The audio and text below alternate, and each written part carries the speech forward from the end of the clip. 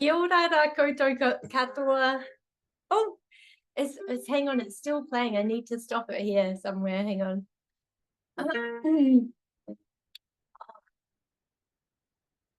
Stop.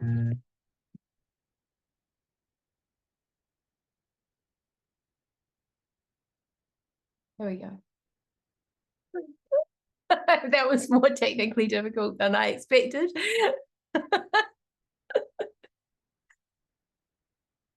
Yes, it is not snowing here. It is a beautiful autumn day. Kia ora and warm greetings, everybody, as we have zoomed across the Pacific Ocean from Turtle Island to Oceania, and now grounding ourselves in Oceania, including walking tour of Melbourne, perhaps. And I am here in Ōtepoti in Dunedin at the bottom of the South Island of Aotearoa, New Zealand.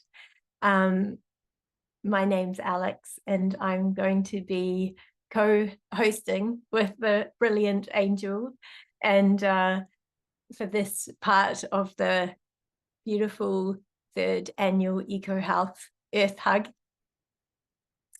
And as we ground in Aotearoa, New Zealand, I'm really pleased to have my wonderful colleagues, Ken Taipa and Rhys Jones, with me. And beautiful to see you too, Pip. Lovely to see you. And Rhys is going to open us and ground us in Aotearoa. Kia ora, Rhys. Thanks so much. Kia ora tātou. Thanks, Alex. And I'm up at the other, kind of towards the other end of our country, up in Tamaki Makaurau or Auckland, near the top of the North Island of Aotearoa, New Zealand. And very pleased to be here and share some kōrero with you all. Nō reira ka nui te mihi ki a koutou. Pai, nau mai hara mai ki tēnei wāhanga o te hui nei. Pai ki te kiti a koutou.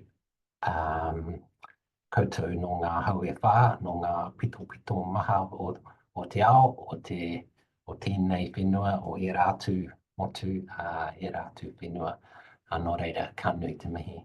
Māku e whakatuwhiri i tō tātou o tēnei wāhanga.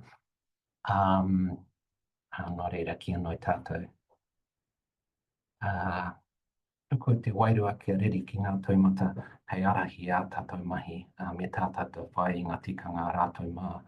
Kia mau, kia etia, kia kore ai ngaro, kia pūpuri, kia whakamaua, kia tīna, hui e, tā eki e. Kia ora tātou. So, just wanted to welcome you all to this part of the session. The little karakia I just did actually talks about trying to allow our spirit to get out there into the world and exercise its potential, but also around drawing on the learnings and the teachings of our ancestors and the traditions that have been passed down through the generations, and to hold on to those things and let them guide us in our mahi or in our work and in everything we do. Kia ora. I'll pass back to you, Alex. Thanks so much, Rhys, for that important grounding. And it's so nice to have some of the Turtle Island contingent still with us, and lovely to see you. And Angel is going to just do a little transitional piece and a little piece about the Earth Hug. Thank you, Kia ora. Thank you, Rhys, for opening us. And thank you, Alex, for holding the space of this really important leg of our journey in Oceania. I just wanted to welcome you all to the third annual EcoHealth Global Summit. My name is Angel Kennedy, for those who don't know me, and I'm the Early Career Coordinator for EcoHealth International, and I'm a PhD candidate in BC, Canada with Margot and Maya. here, and I've been working with a group of early career colleagues around the world to run the Global Summit this year. Christina's on the call, and she's one of them, so thank you, Christina. So the EcoHealth Summit was first created back in 2022 in a little coffee shop in Vancouver when Margot and I were just having a conversation and dreaming of what is possible. And it really began as a space to foster ecological and equity-informed innovation and integration and global collaboration to improve health for all, which is work that we acknowledge requires not only knowledge, but also relationships and trust and deep care across regions and disciplines and sectors and generations.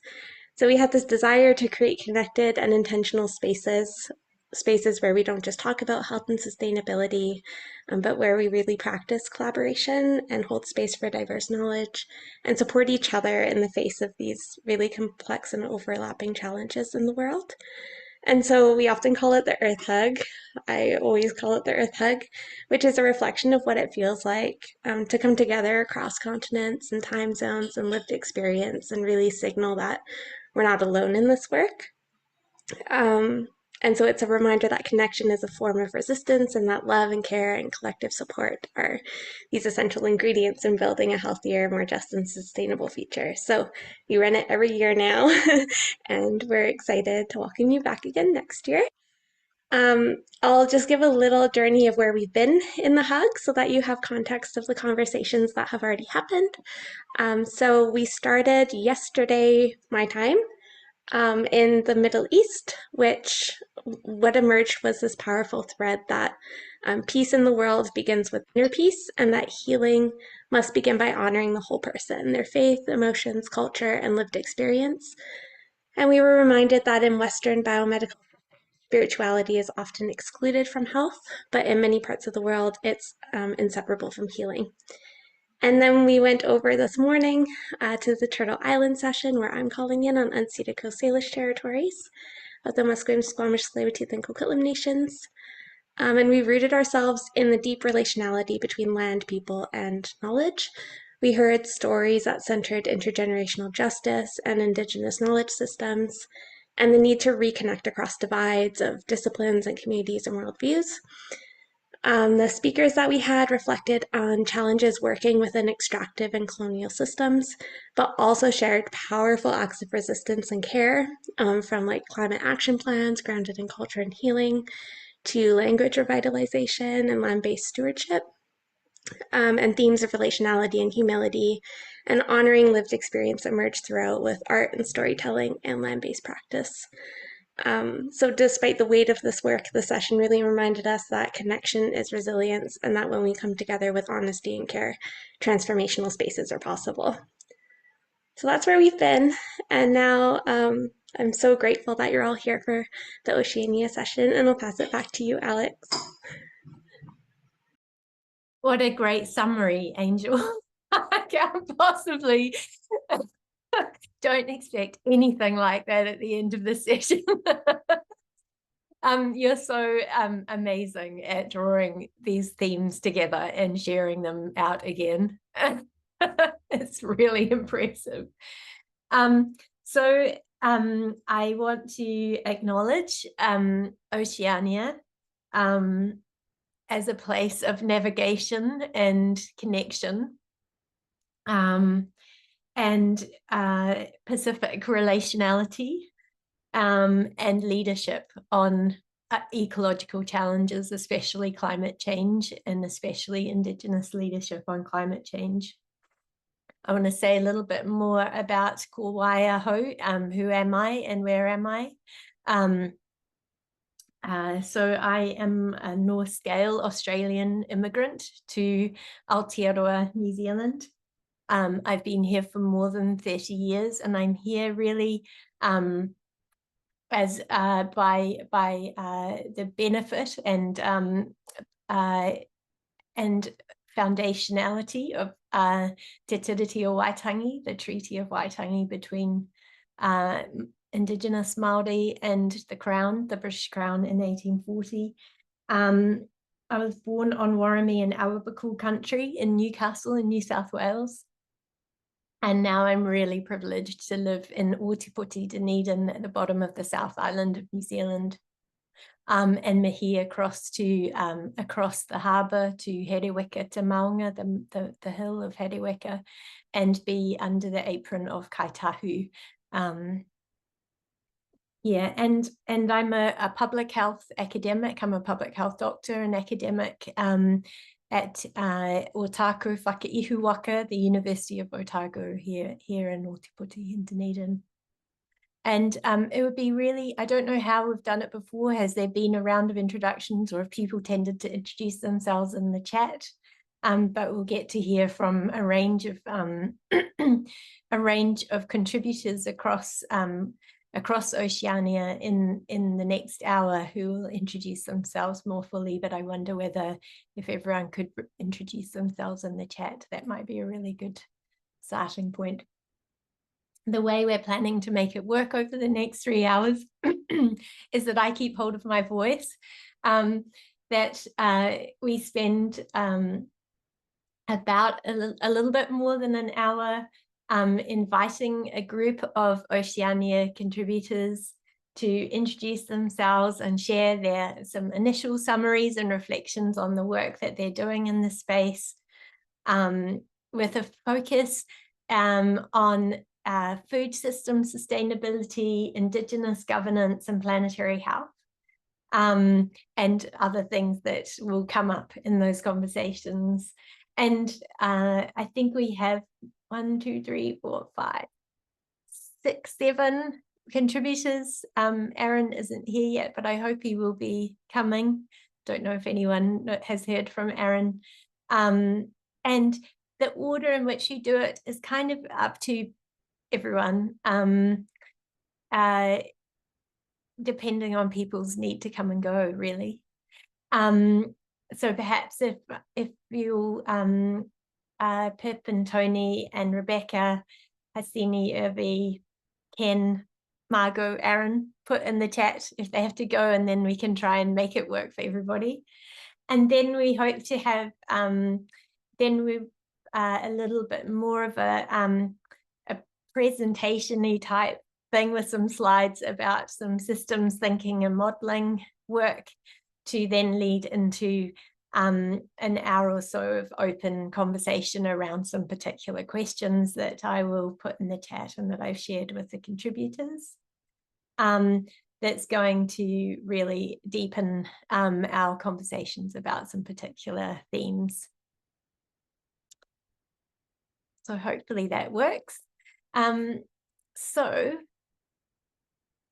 Rebecca's saying it's very early in Western Australia. Does that mean you don't want to go first, Rebecca? No, How are you going, Pip? I was defending Aaron. It could be quite early for him. Yeah, okay. So the order in which I have things on my wee list is that Pip, you would maybe start us off. Do you want to do that? And then Tony, Rebecca, me and Reese and Ken, and then Margot and Aaron. Does that sound okay? Sure. Alex, Sure. I may need to go a little bit earlier, just so we'll just weave that in, and sort of after the first hour, I'm going to have to I'll probably only have about 20 minutes after that. So I'll be here with you for about just over an hour. Yeah, we should be good. Okay. Should be good. Maybe you should go first, Margot. So what we're going to start with is about maybe 7-ish minutes of reflections and about people's work, and then we'll move on to some shared conversation. Kia ora koutou, ko Pipiki tuku ingoa, ko ngā puhi ahau. I'm very honoured to be here.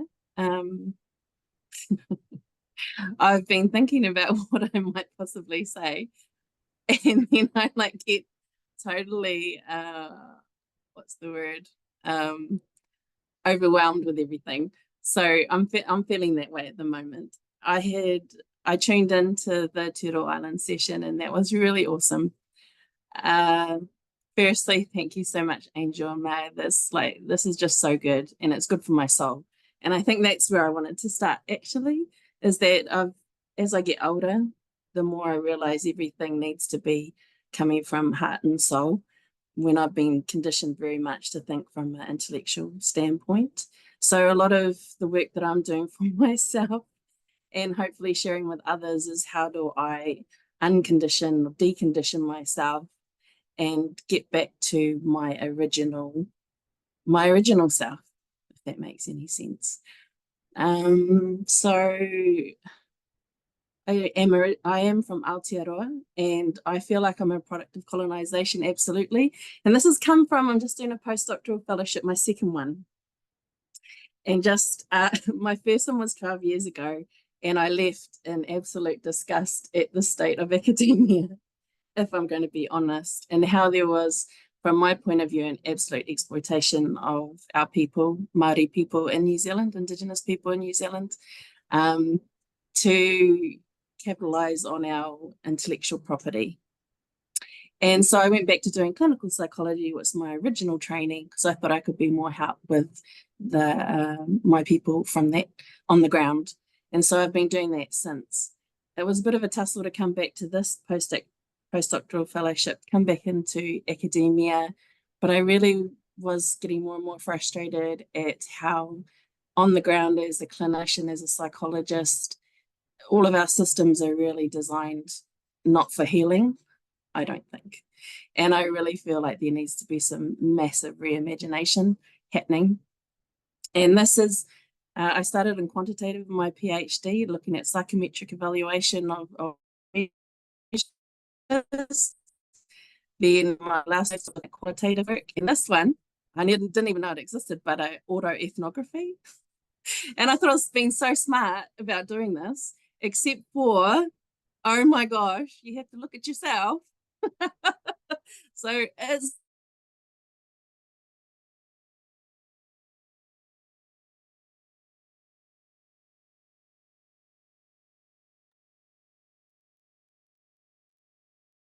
Oh, there's a bit of frozenness happening, but Pip. from school, we decided, oh, we're going to do something epic. So we went to Tahiti. She wanted to go to the Cook Islands, but I'd already been. So I said, oh, what about Tahiti? Now, I didn't realize just how much history is here. And we went to Tapu Tapu Aotea, which is where a lot of our waka originally came from, to Aotearoa. And it was one of the most amazing moments of my life. And I've always felt this really, it's really annoyed me, this tension between Pacifica and Māori in New Zealand. It's always kind of like them and us, or, you know, these divisions. And I think it's echoed in how Māori are treated as well. But anyway, when we were here, my friend has a moko kauai, which is our traditional tattoo on the chin. And so we had lots of people coming up and saying, are you from Aotearoa? And then we'd say yes. And they would say, welcome home. And it did something to me. It did something really massively important and yet so simple that it never occurred to me. And why I love traveling, because it takes you out of your reality to be able to reflect upon and look back on. And I was like, yeah, we're all one people. We're all Pacifica. Like, what is going on back home? So that's just one example. I think I'm rambling on a little bit, but my big passion at the moment is hikoi and hikoi for healing, because I feel like hikoi is a way, whether that's to come here to Tahiti, whether that's to, as I've done, I've walked the length of our country 4 times now. And that is actually the most healing thing I've ever done for myself.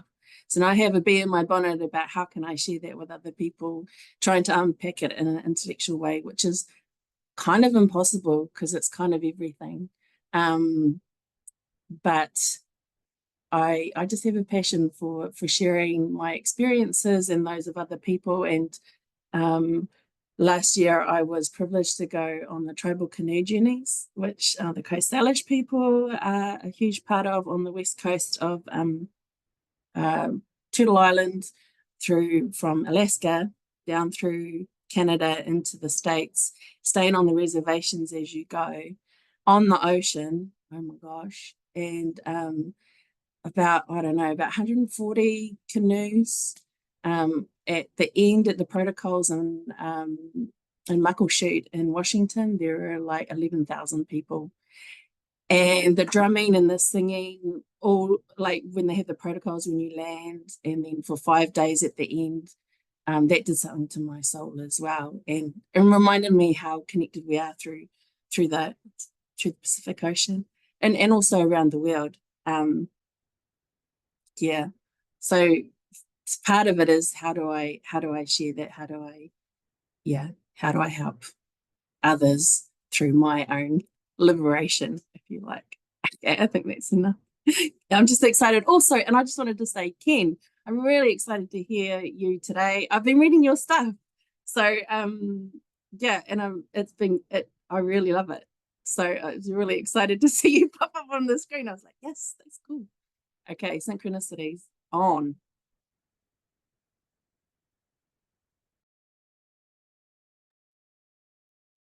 Thanks so much, Pip. That was a lovely beginning of self-reflection, and also just coming right out with the big issues around the coloniality of our universities and the just utter importance of that, and the colonial violence actually of exploitation going on, that I hope we can come back to in our discussion. Shall we shift across to you, Tony, while you're walking as usual? I feel like so classic. I do, yeah, I do quite a lot of walking discussions. So, on your own hikoi. Yes. Look, great to be with you all, and I'm already feeling more relaxed, being hugged, as Angel says. I think it's a great framing for this kind of gathering. So I'm Tony Capon from Monash University in Melbourne, where I direct an institute focused on sustainable development. I was actually born in Otago, Alex, as you know. I was born in a hospital in a small town called Owaka. At the time, it only had 300 people, and it had a hospital. I don't think it has a hospital anymore, actually. But my family's Ngāi and Scottish from that part of New Zealand, but I was raised in Australia from 8 years of age in Queensland, and so definitely Pip. I'm a product of colonisation, and in fact, I often reflect on what I learned from my great grandmother, and you know, the main thing that's relevant to this discussion that I learned was a reverence for Mother Nature. But the other thing that I remember her saying that's relevant to this question of colonisation is, you know, we do things the Pākehā way.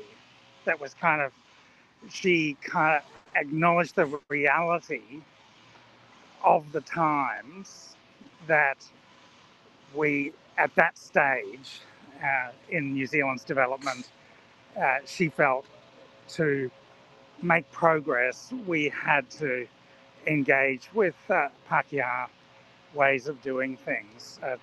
Perhaps a little additional context. She was born in 1881 and she died in 1982, so 101 years of age.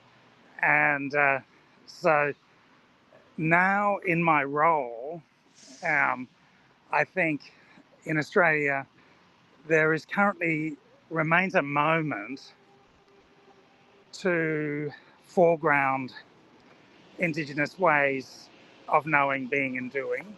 I'm just going to stop here. You know, we had that recent referendum here in Australia that wasn't passed to have a national voice of Aboriginal people.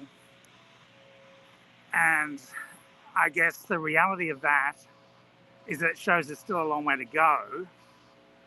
But we're about to have another election in 5 weeks' time. And if we still have the government we've got, I think there will remain an opportunity to continue to strive to elevate Indigenous voices in the work we do, including in these very colonial institutions, as Pip has highlighted. So for me, the biggest challenge is to change the dominant culture globally of exploiting nature in the interests of human development.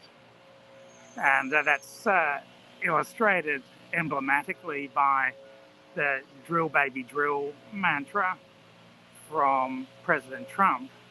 So the challenge to change that culture to a culture of living in harmony with nature, and which is clearly, Indigenous peoples around the world share that understanding, and the connection to spirituality has already been highlighted by Angel as well. So in my job that I have, there's quite a lot of people working on achieving technological change, for example, transitions to renewable energy in Australia as one example. And what I see, my responsibility is to encourage those folks that alongside that important work, which no doubt is important, to achieve a just transition to renewable energy, for example, we do have to have culture change. You can't just do it by introducing a technology. The technology is in a broader context. So perhaps I might stop there for the moment. I mean, hopefully Aaron will be able to join us in this first segment at some point, because somebody should speak about the marvellous Oceania Planetary Health Forum that he convened with others, including some of us on the call. But I wanted to leave that for him, of course, and hopefully he'll get here soon. So back to you, Alex. Thank you very much. Thanks, Tony. I think you've made a really important connection that we should hold on to here, and that's the connection between the work that we're doing on the ground, that the partnered work on the ground, and the politics, and just acknowledging that we're engaged in political action here, and that culture change is also connected to politics. Thank you. And Margot, oh, that's great to hear that you'll be with us for a bit longer. So I'm going to keep going with my in order. And welcome to Rebecca and Hassini and Irvi. Lovely to see you all. Thanks, Alex. Rebecca is Hassini and my PhD supervisor, and three of us are really happy to be here. We happened to meet Angel and Margot at the Oceania Planetary Health Forum in Fiji earlier I think in February. It feels like it was just yesterday. Rebecca is a bit unwell, so Hassini and me are going to be talking on her behalf as well. I am a PhD candidate within Deakin, and I also work at the University of Melbourne. We are speaking from the land of the Wurundjeri people of the Kulin Nation, and we wish to acknowledge them as traditional owners. A lot of our research is to do with how health systems respond to climate change, about health system decarbonization, and we are trying to also involve the healthcare providers aspect into it. So what are their sort of perspectives towards the change? As Tony mentioned, it's not only about getting the technological change, but also understanding the human aspect of it, really taking the insights of stakeholders who are involved in the process, who will be affected by the process, who are involved in the journey. So a lot of our research has to do with that. And with that being said, I'll hand it over to Hasini, my colleague, whose research is also linked closely to climate change and the human aspects of it. Thanks, Uri, and thanks, Rebecca, again for the opportunity. And yeah, thank you, Angel and Margot, for inviting us. It's great to be here and share what we're doing in this field and learn from everyone. So I'm originally from Sri Lanka. I came to Australia about 6 years ago for my master's and then PhD, and now I'm currently working as a research fellow at Origin Youth Mental Health Research Centre in Australia. And I also work closely with the Climate Catch Lab at University of Melbourne with Ulri and Rebecca. So yeah, just to give a brief background on to what we've been doing. So I recently completed my PhD at Deakin University, and my research focused on climate change impacts on mental health among Australian young people.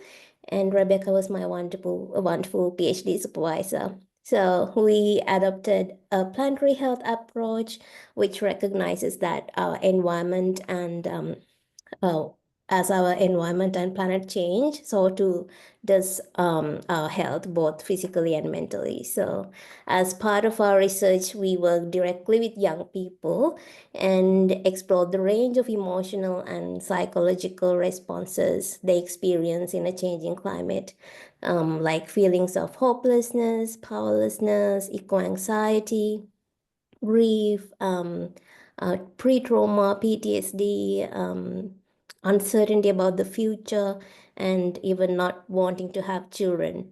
And we also examined the key factors shaping the relationship between climate change and mental health. And these included factors like government inaction, social media, intergenerational dissonance was a big one. And yeah, so our final step was to co-design mental health promotion strategies with young people. Yeah, so one of the key recommendations was to involve young people in the decision-making processes regarding climate change.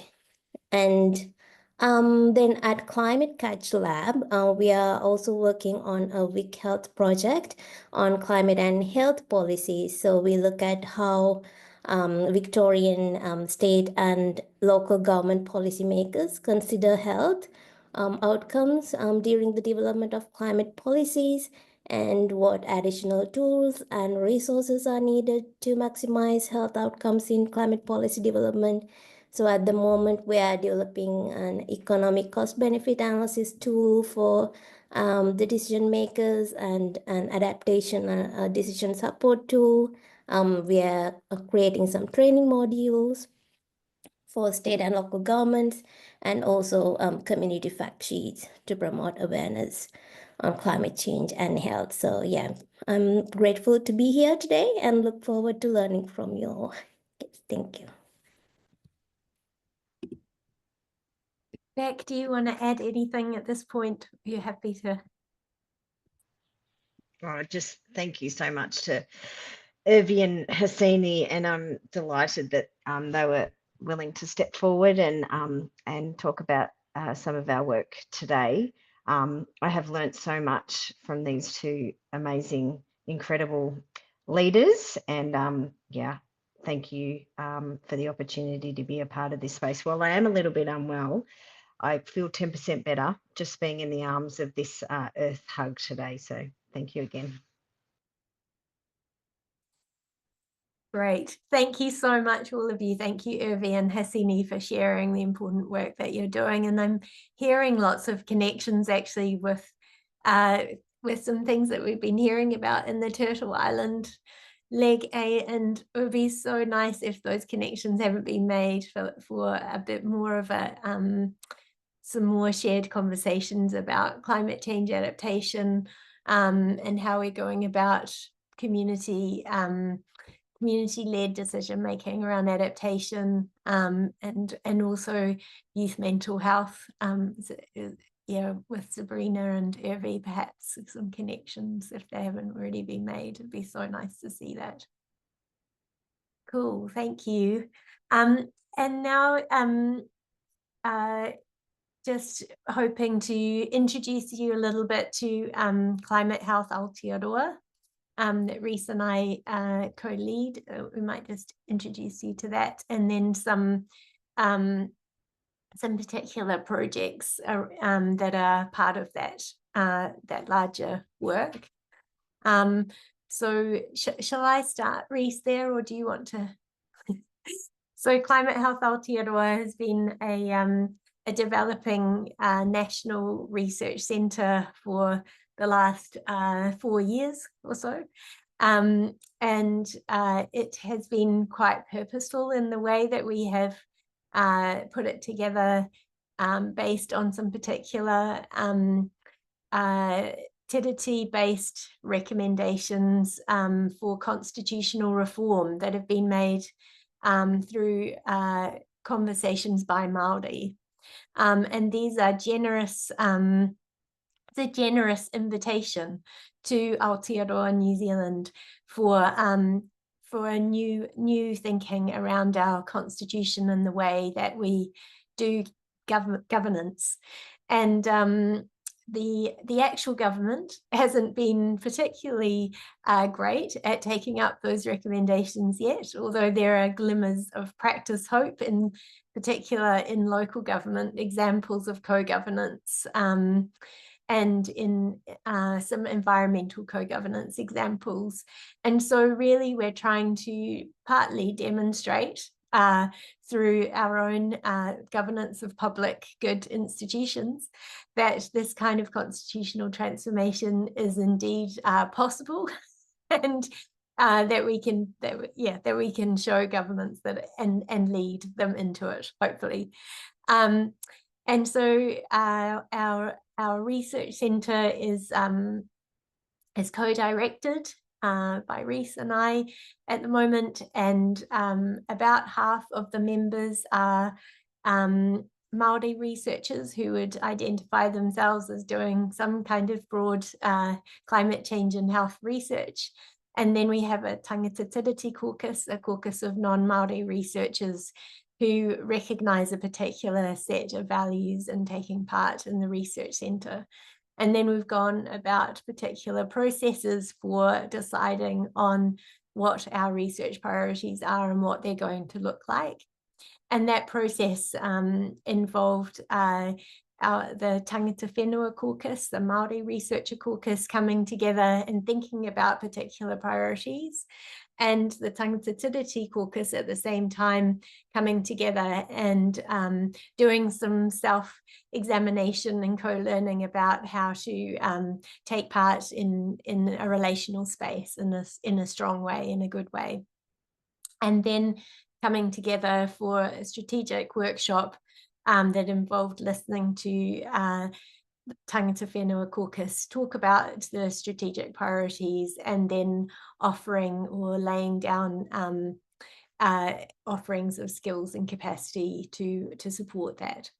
And that's led to initially, well, again, really has led the way in gaining research funding in as part of Climate Health Aotearoa. He's on to his third project, which is super exciting, and he's going to talk about some of that work. And most recently, 2 Health Research Council funded Rangihohora Māori health projects, Māori-led kaupapa Māori projects, one co-led by Ken and Christina McKercher, and one led by Rhys, that we're going to hear about now. So this is hopefully a growing and exciting space of Climate Health Aotearoa. So I'll hand over. Ken, shall we start with you?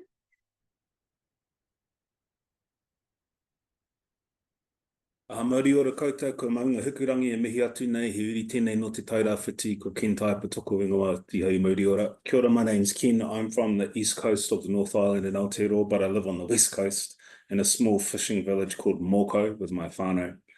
I'm a research fellow with Climate Health Aotearoa, as well as with Helen Moawaka Barnes and the Sean Whāriki Research Group, who I've worked with for a number of years. I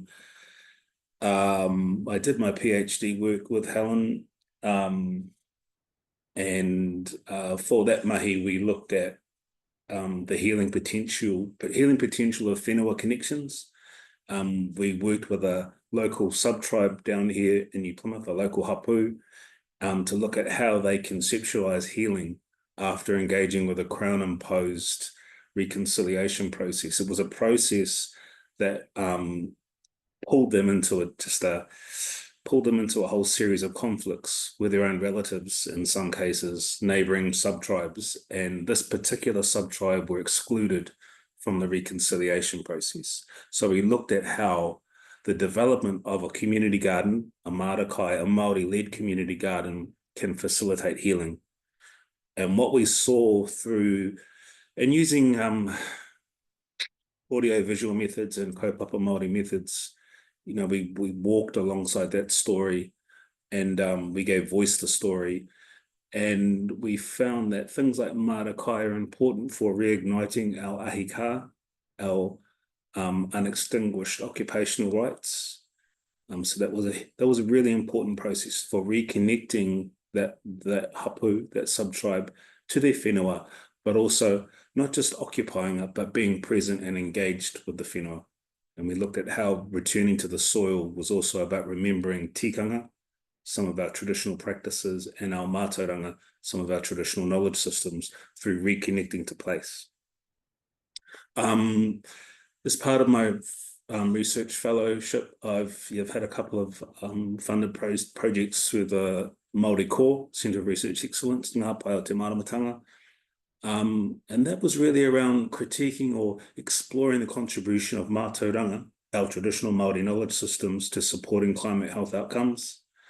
What we sort of found there, after interviewing some of our leading Māori environmental practitioners, what we ended up with was a critique of the concept of climate change. While it's an important leverage for us as Indigenous people, it's actually not one of our traditional terms, and that we come at it from different places and understandings and concepts and values.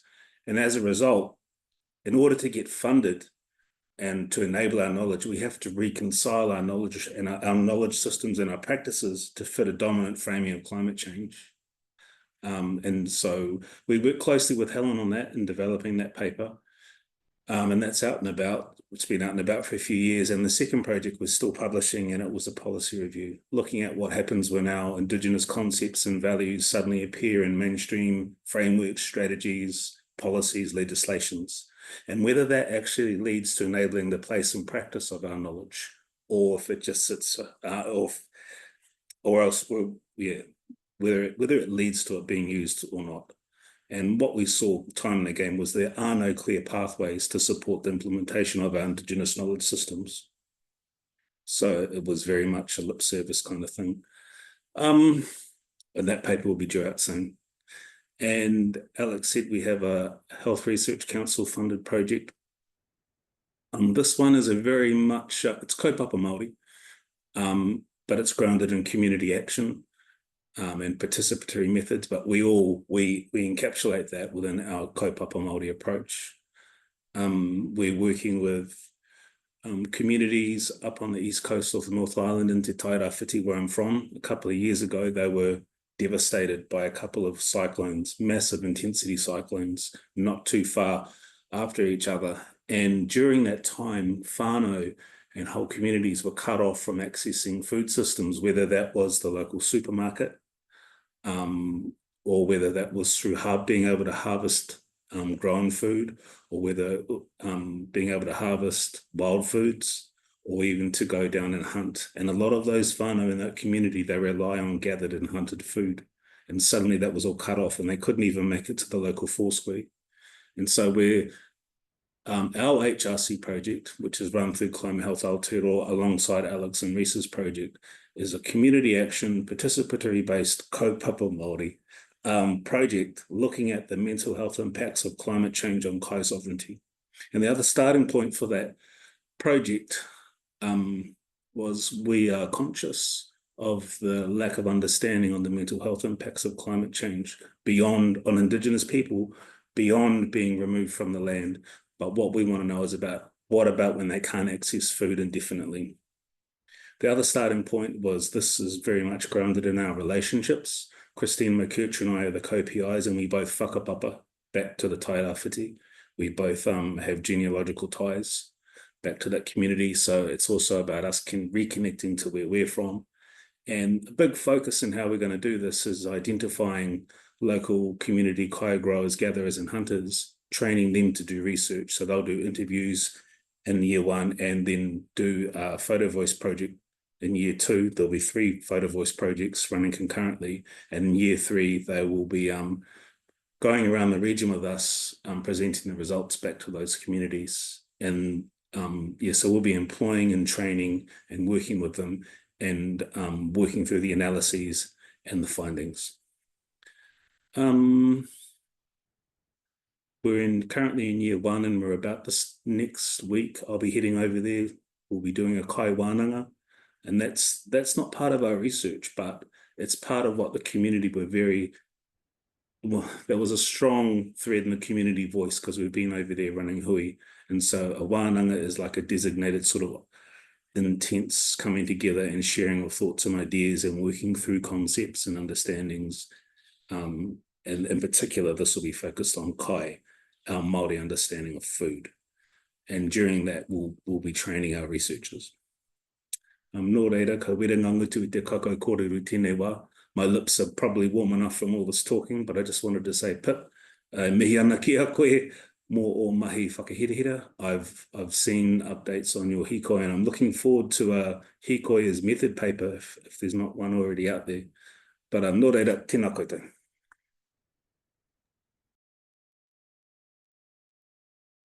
Tēnā rawa atu koe, Ken. Thanks so much for making those connections for us between land and ahika and food and climate change, and that we're going to revisit during our questions. I want to hand over to you now, Reese, if that's okay. Yeah, sure. Kia ora no tātou. Yeah, I didn't introduce myself properly beforehand, so I probably should do that. Ko Reese Jones, tōku ingoa, he uri tēnei no Ngāti Kahungunu. So I hail from Kahungunu, which is kind of roughly equates to the area known in English as Hawke's Bay, so on the east coast of the North Island, or Te Ikawa Maui of Aotearoa. And you can actually see some of that land in the background there in my Zoom background. And yeah, so I think as Alex mentioned, we're working together on climate health Aotearoa. I have a background in, I'm a public health physician, and kind of got into this whole space of climate change and health many years ago, and worked for quite some time as part of Ora Taiao, so organisation of health professionals advocating for climate action that's fair and just and tiriti based and much more urgent and active than what had been happening and still is happening. And so, and from that, which was really kind of focused on mostly aligning sort of Western public health approaches with environmental and climate action, and kind of seeing the synergies between those things. Yeah, my thinking has gone much more towards decolonizing that whole process and thinking about how Indigenous ways of knowing and doing and being are critical in that whole response to the ecological crises that we're facing. And so I guess I could talk about bits of my work. One of the things I've been doing is my doctoral thesis, still going, and that is really looking at a range of different issues around climate change, climate justice, Indigenous health and well-being, and equity. And one of the kind of key areas of focus is around policy responses and looking at that from a climate justice perspective. And so one of the things I've worked on is, Alex might have even posted something in the chat, but yeah, looking at sort of decolonial approaches to climate action,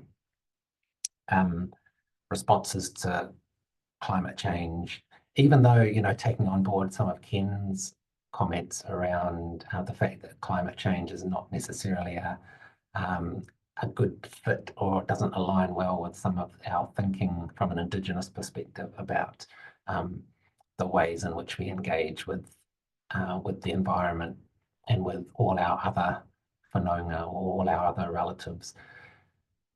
So yeah, one of the things I have been doing is working on this Indigenous climate justice policy analysis tool, which again has been posted in the chat. Thanks, Alex.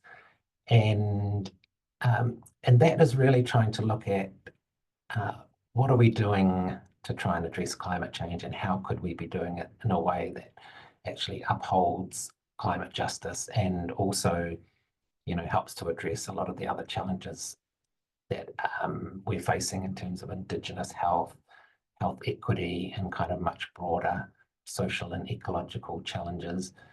And so, and it's I think one of the key things that, you know, we've kind of incorporated in that is this idea that a certain amount is possible within the constraints of existing policy frame and existing governance arrangements and constitutional kind of setup.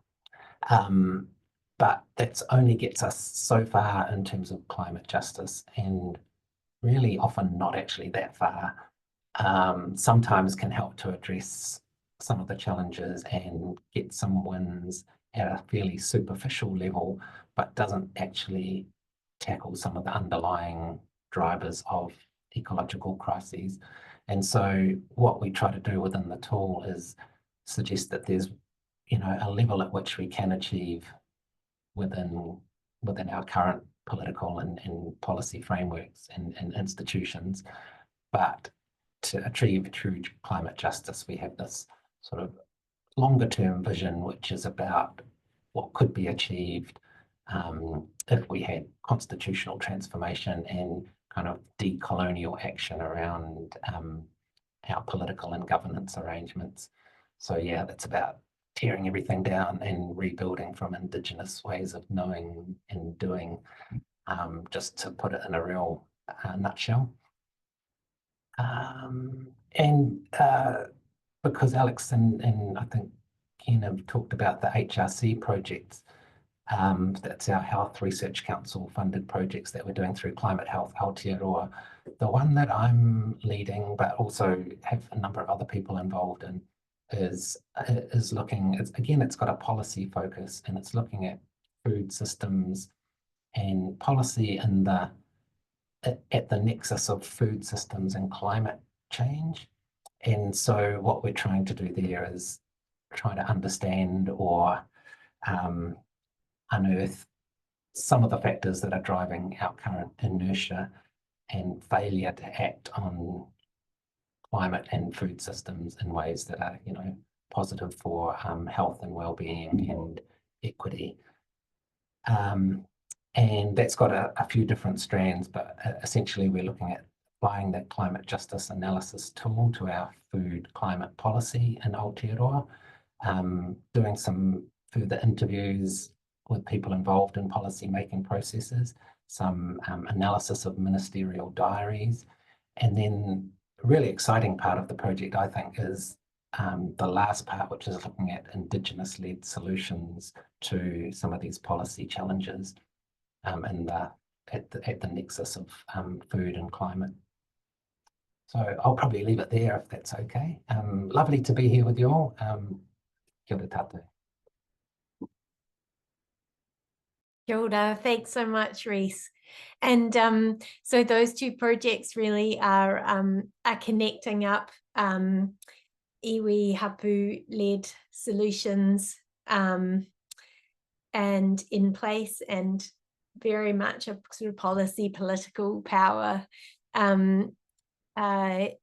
lens on things, but both with a food and food sovereignty approach or focus. And we're going to be spending some time trying to understand how they fit together, these two projects, and how they what we learn from each of those ways of looking at things for change making. So that's for all. And so I'm going to, so Margot is an honorary Oceania, definitely grounded here. Getting to have 2 bites of the cherry. But with specifically wanting to talk about the watersheds and health collection. So I'm going to hand over to you, Margot. Kia ora, Alex. Yeah, having just got back from being in my Aotearoa home within a week or so, I'm certainly feeling very much grounded in both in this sort of whole region of the planet that surrounds the extraordinary Pacific Ocean, and all the ways that we can conceive that. For those of you that haven't met me, although many of you have, it's really important for me in a moment like now to introduce myself with a gaze. I'm here, as I mentioned in my chat. I'm looking out the window through a snowstorm, but my gaze kind of travels to the confluence of 2 extraordinary rivers, which are the Fraser and the Nechako rivers, that are my mirror teachers of those rivers that taught me in Aotearoa, where I grew up. And the Nechako River in particular is a river that I consider it an elder, something that's taught me enormously in the 15 years I've lived in these territories, on Lheidli T'enneh territory. And I find enormous solace in the fact that as we embrace our hybrid identities, our colonial stories, as I've moved, but I can also follow a different path that follows the Nechako, that joins the Fraser River and flows out to the Pacific Ocean. And I can track the water in my mind and my imagination, flowing all the way over the Pacific, embracing the Viti Levu that I was just so privileged to spend some time on, that can also flow past Tahiti, that with the same word, the language root, iti, being the same as Viti Levu, being the same as Fiji. These are all echoes of languages that traverse this ocean, and then I can come back to both the coasts, and I can feel the water of these rivers and places lapping against Kaitahu territory in the southeast of the South Island, and in particular the Tairi River, the river that I've been really fortunate to have as a place of return, the Tairi mouth, which is my tūranga waiwai, the Maungatua, these small rise of lands that if I drive in or fly in those areas, that I can feel the maunga, the mountain, and the atua, the gods of this little hump, that I find those kind of connections, and the more than human creatures that also traverse those boundaries, whether it's a titi that flies and goes from the islands in the south of the South Island all the way up here to the mouth of the Fraser River, that there are many parts of the world that hikoi, and thank you, Pip, for beginning us with, I guess, just an invocation that we're all in some form of hikoi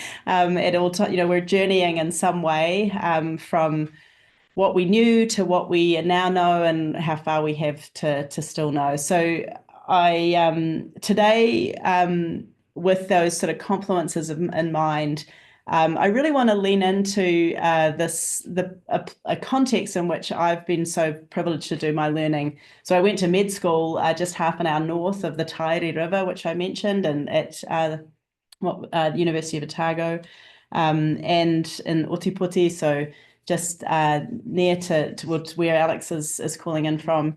And when I came back to Aotearoa to do my PhD, I did a PhD focused on what was then catchments in health.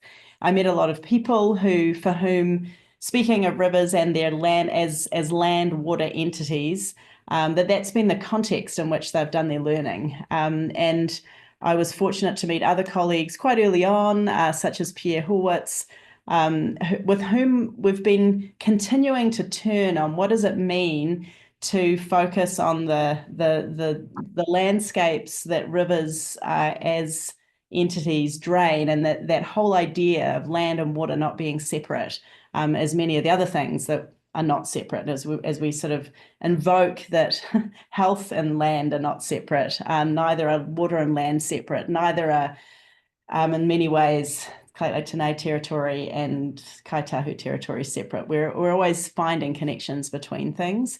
And so this collection for this Oceania section is so important in that it has 3 extraordinary papers among an international, and speaking of the Earth Hug, for me, the work that has gone into this is emblematic of what the Earth Hug represents, which is that we know we're all connected. We know we can find ways to reconnect. We know it's not easy to do, and that there's always more that we could do. But there's this wonderful sense we get when we can see things together. So this collection, Pierre Horwitz and I would say we've been working on it in our imaginations for about 15 years. But it's finally come to pass and was launched at the Oceania Planetary Health Forum, where it was such a delight to see Ken and Tony and Angel and the team with Irvi and Hassini, being able to see Rebecca and others there. Just as an example, what happens when we can come together and hear these stories? So in this collection, you'll see an amazing collection, but I just want to lean into 3 papers from the extended Oceania region. There is a paper there about the Nchako, which is I've earlier mentioned, in a river it's a multi-authored paper based on 10 years of work and learning in the Nchako. But 3 other papers that I really want to underscore, one of which is a paper from Fiji, and the title of that paper, as you'll see, is, if you click on the link, is Transforming Place-Based Management Within Watersheds in Fiji. The Watershed Interventions for Systems Health project. This is an extraordinarily innovative project that's associated with the WISH Fiji project. That's the Watershed Interventions for Systems Health. And here you will see some really fascinating and glimpses of this innovative design, where they've been comparing across multiple catchments, across multiple pathways of influence from landscapes, and particularly focusing on some infectious disease outcomes, but with a design and an intent in terms of community engagement, which I think is really unusual, and really embodies that sense of going beyond our classic notions of research into much wider processes of connection and content. Another paper I really want to lean into is the absolutely extraordinary work that is the first paper of its kind. I'm going to paste it into the chat because it always, I just am delighted to mention that it even exists. Oops, yes, it did work. So this is the first paper that we are aware of where a river has been named as first author. The River of Life is invoking with other colleagues the Matawara Fitzroy River in the Kimberley region of Western Australia. And we were so fortunate to have the extraordinary Anne Paulina. If you're not familiar with her work, just the sheer power of her voice of waking up the snake, as she invoked, of bringing the voice of the river and the land and absolute passion for the Matawara River, which has been a long story of a deep commitment of Indigenous-led work championing the Matawara. So a fantastic example, one of the first papers published in this collection. And the final one, which brings us from across Aotearoa, across in Australia back to Aotearoa, is a really beautiful paper led by colleagues that many of you have encountered. Some of you may not have, led by Sean Awatiri, and bringing in a really fabulous reflection of a long-standing work thinking about catchment health in Aotearoa, New Zealand, and its deep connections to human health and well-being. Again, the integrative Indigenous-led vision of this work is really inspiring, and that we've got the opportunity, I think, to start to see some of the earlier comments that Rhys and Ken were making about when beyond what are some of the more superficial invoking of kaupapa Māori concepts, we're seeing this extraordinary legacy of bridging of deep ways of knowing into these new spaces. So I'm so appreciative of these three bodies of work, and would encourage you to click on the link in the collection to see some of the others that are from across other regions. And I think it's a nice reminder for today that these other regions are also in our mind at a time like today. So we're a sort of small and fluctuating group, and we warmly welcome Jessamine. You others have left and you have arrived, but we're holding in our imagination that that we get a much greater sense of our possibility of doing this integrative work, and sharing our collective advanced integrative kind of and holistic thinking in a very practical way. That's what I'm really heartened by, that there is a practicality about hikoi, about walking and moving through spaces. There is a practicality about applying tools to how we think about food systems. There are practicality about not thinking about water as H2O in a pipe, but rather in its embedded context as rivers and catchments. That we shouldn't forget, and we shouldn't fall into that false idea that this integrative and holistic vision has actually got so much relevance and pertinence and application, and isn't it's far more than a conceptual piece. So I love the fact that this collection really shares some of those hints.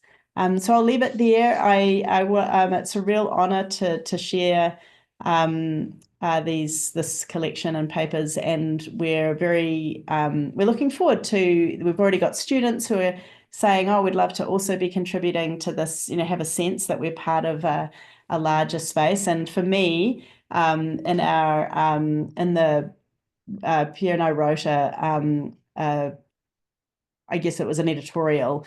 It's about attending to this mesoscale where climate and health is an imperative. It's never going to stop being an imperative in our lifetimes, and that there are ways and contexts at which we can start to understand it in a different way, and the mesoscale work's one of them. So that's what I'll hand back to you, Alex, and thanks for the opportunity for me to share that as we move into the rest of our time. Thank you, Margot. It is a beautiful collection, as you say, and I want to particularly touch on the because it connects to something we've been talking about, is this the case studies in the paper by Sean Awatiri and colleagues of the Waiapu, the Kaipara, and the Waikato catchments. These are really, again, demonstrating the benefits and of constitutional change in Aotearoa, because they are showing how iwi or tribal-led watershed management comes with really important new ways of thinking and doing that are really incredibly beneficial. Yeah, so again, kind of leading that constitutional conversation. Great point. Before we close off this part of the Oceania kōrero, I want to, because Aaron isn't here, I think it would be really helpful to have some reflections from the Oceania Eco Health Forum in Fiji from those of you who were there, Ken and Tony and Pip and Margot and Angel. Am I missing anyone who was there? And Beck and Irvi and Hasini? Yeah. Dive in, everybody, and share. Well, yeah, maybe I'll just speak briefly, but pass to others. So, for context, we hosted the first Oceania Planetary Health Forum in Nandi in Fiji back in 2018, and quite a few folks that were together with us in February were at the first one, but it was definitely bringing many others into the conversation as well. And the idea for the forum really built on this important work that is happening in Fiji that Margot referred to. One of the papers in that collection, the WISH program, which is led by Aaron Jenkins, Stacey Jupiter, and others. And so we're envisaging that this will become a biennial event every 2 years. As I said, the first one in 2018, we had hoped the second one would be in 2020, but of course we were grappling with the COVID-19 pandemic globally. So we're only really now starting to regroup. The others all have various reflections on the forum, but perhaps the one thing that I might start with is that we purposefully chose to host the event on Unutha Island in Fiji, which is where 30 years ago in 1995, Pacific Health Ministers came together to articulate the Healthy Islands vision for the Pacific. And so it was really, if you like, quite a propitious time and a wonderful location to host this forum. And we had such marvelous engagement from all sorts of folks across the region. And I might just specifically call out Anoti Tong, the former president of Kiribati, who was the first head of government to raise climate change as an issue at the United Nations General Assembly more than 20 years ago. So I might stop there and pass through to others who will have other reflections on the forum. Thank you.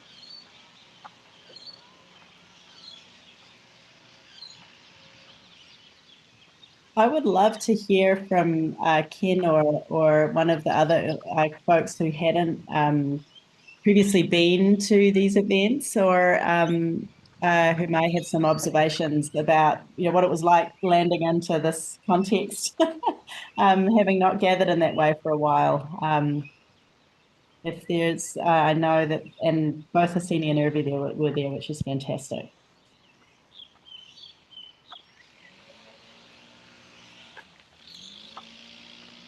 I wonder whether Ken stepped away momentarily. Irvi, Hasini?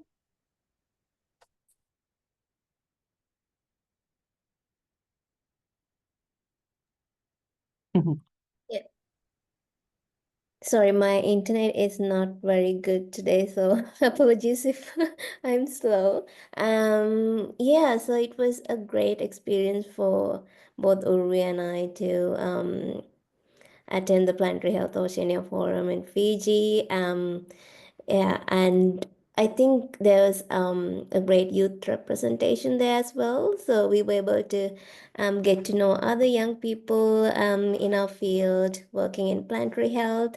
And yeah, so we made avenues to connect after the forum as well. So we've been connecting through LinkedIn. We have our own WhatsApp group with all the young people who attended the forum. And I think a special moment was when the youth statement was written by all the young people at the forum. I think Angel and Uri can talk a bit more on that. Thanks, Hussein. Yes, I think the forum was definitely a highlight to start the year with. So on a personal note, Hasini is a year senior to me in my PhD. And when we started this journey, we always talked about this forum and we thought of, oh, it would be like the highlight trip of our PhD. And it did actually turn out to be a highlight trip. And it was really interesting because I come from India, and when I went to Fiji for the first time, it was so nice to see the cultural similarities and the migration of people that has happened over the years, and how sort of the cultures have so nicely, seamlessly blended into each other. The forum itself, there were a lot of avenues where we could explore aspects of research which sort of not put directly linked, but sort of like reinforced into our research findings. So that was very nice. It was one of the first conferences we attended where there was a lot of attention given to young people. And we, as Asini mentioned, we had the youth forum, and we had like the charter drafted up. It was the youth statement call to action. And I think it was really interesting experience. We did feel we were quite heard and we felt very important being as and our voices were quite recognized being in the room as ECRs. And yeah, I think apart from that, also made wonderful friends. And yeah, I think that was it. Angel, or would you like to add anything to it? Yeah, I can quickly, and then I'll pass it to you, Ken. Yeah, it was really special being given space to do that youth statement. And on the last day too, where we had already had some conversations throughout the forum of like where youth specific things could come into the statement that was being written. I think the forum was the first kind of conference or meeting that I've been to that had, it just felt like very deep conversation. Like it didn't feel very presentation heavy where you're just listening passively, but where you're actually thinking and integrating. And I don't know, I had many like just things stick with me where as I move through the world, not even in my academic space, I just feel very different now after the forum. So really grateful for the feeling that was in the forum and not just the content as well. Pass it to you, Ken.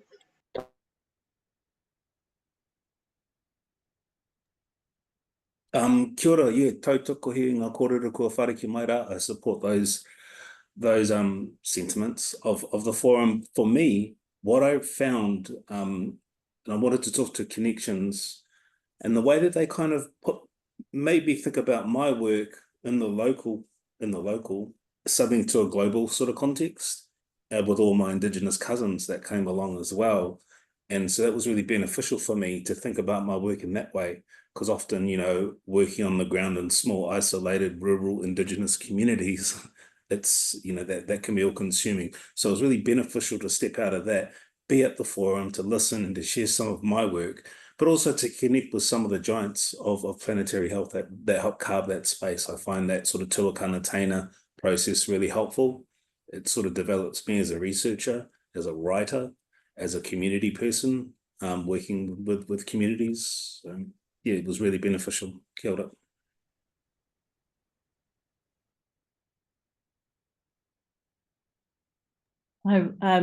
Kia ora, Ken and others for sharing. Alex, I know that you would have been there if you could, and Pip wasn't there, so I'm not stepping in front of Pip, but there was a lot of people that could have been that were there in spirit, and there was a lot. I had this enormous sense of how actually what was present was was probably the tip of the iceberg in terms of the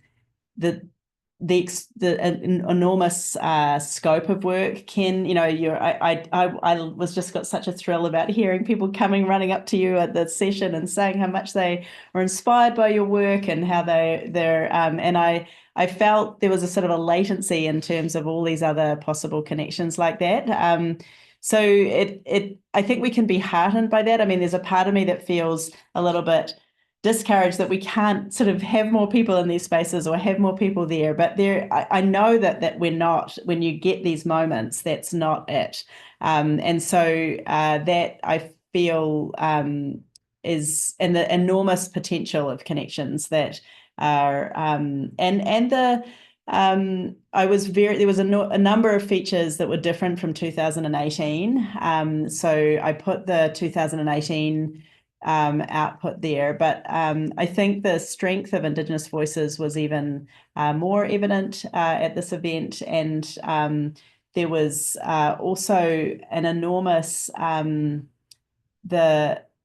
there was a deepening in Fiji of the connections with, I think, their own appreciation of the protocols that are emerging and re-emerging in Fiji that are deeply relevant to so many of the new wave of work that's emerging there. So I just reveled in learning more about those cross connections and seeing the possibility of Fiji National University to potentially be championing a whole new wave of workforce and professional development, which is a real passion of mine at the moment, in the sense of what we can do outside of, in addition to university degrees, for those people that are in the workforce and ready to do this holistic work. That seemed to be really evident. And Alex, I do actually want to give a little bit of a shout out again. I did this in the earlier session in the Turtle Island session. I mentioned, so for example, this work we did across Oceania and Turtle Island around planetary health workforce development, especially with environmental health workers, and just these extraordinary synergies of people thinking differently about their professional practice. Despite the ongoing colonial defaults that drive a much more narrow sense of how we can be in our working selves. There's just seems to me, and we're seeing it in research. We've just heard some amazing examples of that, but I was really excited about the little glimpses I was getting of people also doing that in practice, also doing that in applied contexts, and how they're thinking about their climate change work. And I think, Hasini and Irvi, of you moving into your next stages of your lives and in professional roles, kind of bringing this into a different way of doing our day jobs, because we've been thinking about this, not for a publication and not for, but for there's different ways in which we can do the work. And I think Tony mentioned the extraordinary team. I mean, the amazing Wish Fiji team and Aaron's incredible work and having a vision of cultivating the strengthening capacity in Fiji, and then these absolutely stellar standout people like Timothy and Jim, who just they just embodied this ability to be boundary crossers across the academy and applied work. And Alex, we had met him online, and here was him embodying this in his home communities, with his humor, with his song, with the references to the village protocols leaping all the way up into global statements. So that sense of a whole lot of tacit skills that we know it when we feel it, when it comes from being a concept of holism and integrative practice into the actual hands of it, when people are figuring out how to act and do differently. So there will be follow-up coming, and I'm sure we'll be able to share that on the Padlet from the forum, when there'll be a release of the statement as I understand it. The youth statement had everybody almost, there was a lot of leaking eyes when the youth statement was shared, because it was really powerful and embodied a sense of future generation connections that I think is also Something that wasn't explicit as we went into the forum, and it emerged as really overt as we left. And that's a really neat feeling when the conversation manages to shift in a matter of days. So yeah, it was and I mean the sense is that there will be another forum in Fiji, but there's definitely a hope for this to reemerge. So many of you were there in spirit, even if we weren't able to have the work all shared at that time. It's so great to hear those reflections. It sounds like a really important moment of coming together, and I do wish I could have been there. I see that Reese is going to head off, but before you go, Reese, is there anything, no pressure, is there anything else you wanted to reflect on or share before you fuck off? Not really, other than just to say, yeah, thanks to everyone for all the amazing stuff you've shared, and even just going through all the links and ideas that people have shared. Yeah, a lot for me to absorb and catch up on in the next little while. Kia ora. Can we, before you go, can we do a photo with everybody with their videos on, if people who don't have their videos on wouldn't mind putting their videos on? Have you got time for that, Reese, before you go, or do you need to go? I'll be so quick. Yeah. I can do Shouldn't take too long. a rapid countdown. Okay.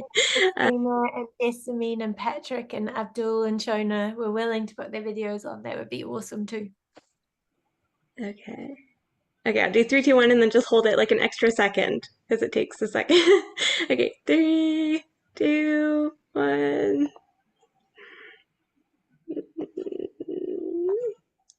Thank you. Thanks, Angel. Thank you. Kia ora, Reese. Kia ora e hoa. Ka kite. So I'm keen to hear any thoughts or reflections anyone has, starting with Angel, because I know you're so great at doing this, just to gather together our thoughts before we move on to the next little bit. Yeah, brilliant. I've been taking notes, and it's just been so rich with so I've really appreciated like the generosity of the storytelling and honesty that's happened today, like the honesty of not shying away from the grief and the grumpiness of colonial systems, or like the weight of working within structures that weren't meant or made for healing. That was really powerful. And also, yet in that truth telling, there was all of this like hope and light of like constitutional transformation and youth-led resilience and river systems being acknowledged for the first time in special ways and food grown with reverence. So I also really appreciated, Rebecca, you bringing Irvi and Hissini in. So there's this like intergenerational connection of storytelling across like ways of being and knowing and age, and also regions. So I think got a good sense of like what transformation could look like, which is a really nice gaze into like what we're working towards, I think. So Yeah, some real glimmers of positive hope there, eh? Yeah, thank you, Angel. You're so brilliant. Anyone else? Any reflections, questions, comments before we move on?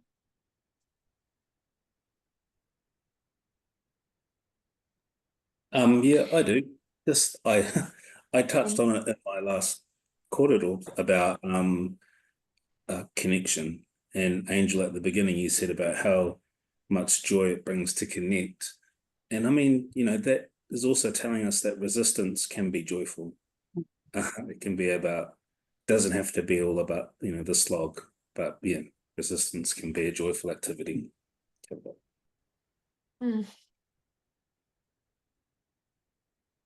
We definitely need to make it so, right?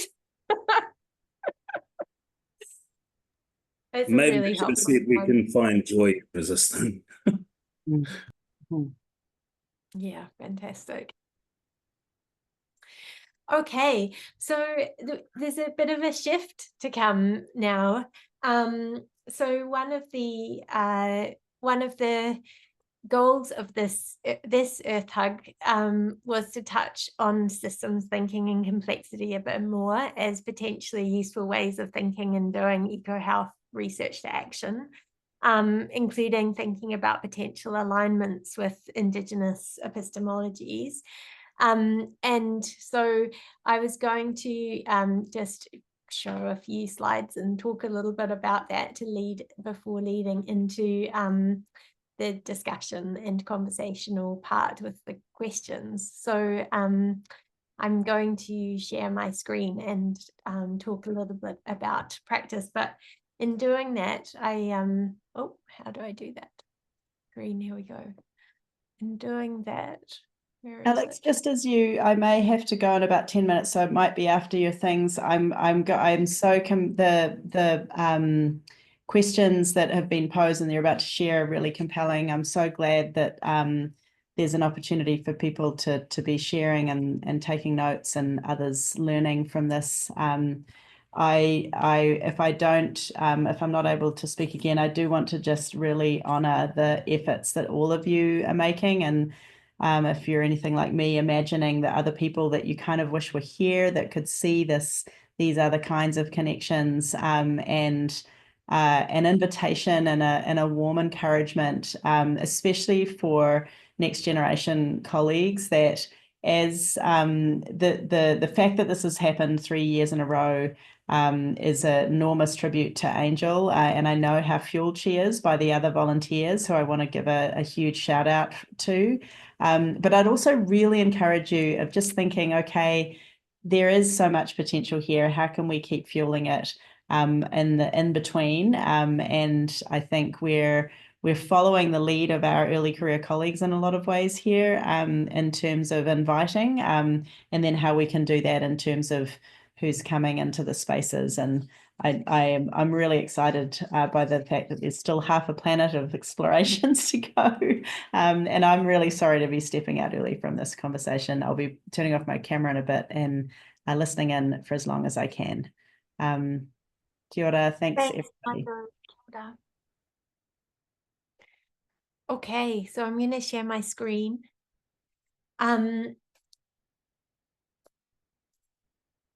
Oh, I'm gonna move you around a little bit as well. Yeah, so in agreeing to do this bit of talking about systems thinking and modeling, I really want to acknowledge that many of you are already incorporating and using systems thinking in your work, even just thinking about watersheds in particular are a systems way of conceptualizing the complex interactions between water and land and people. And the WISH team have systems in their name. And Beck, your Minding Our Futures work as well is very much leaning into these same methodologies. And of course, the COPE Canada teaching about complexity is also really focused on these very things.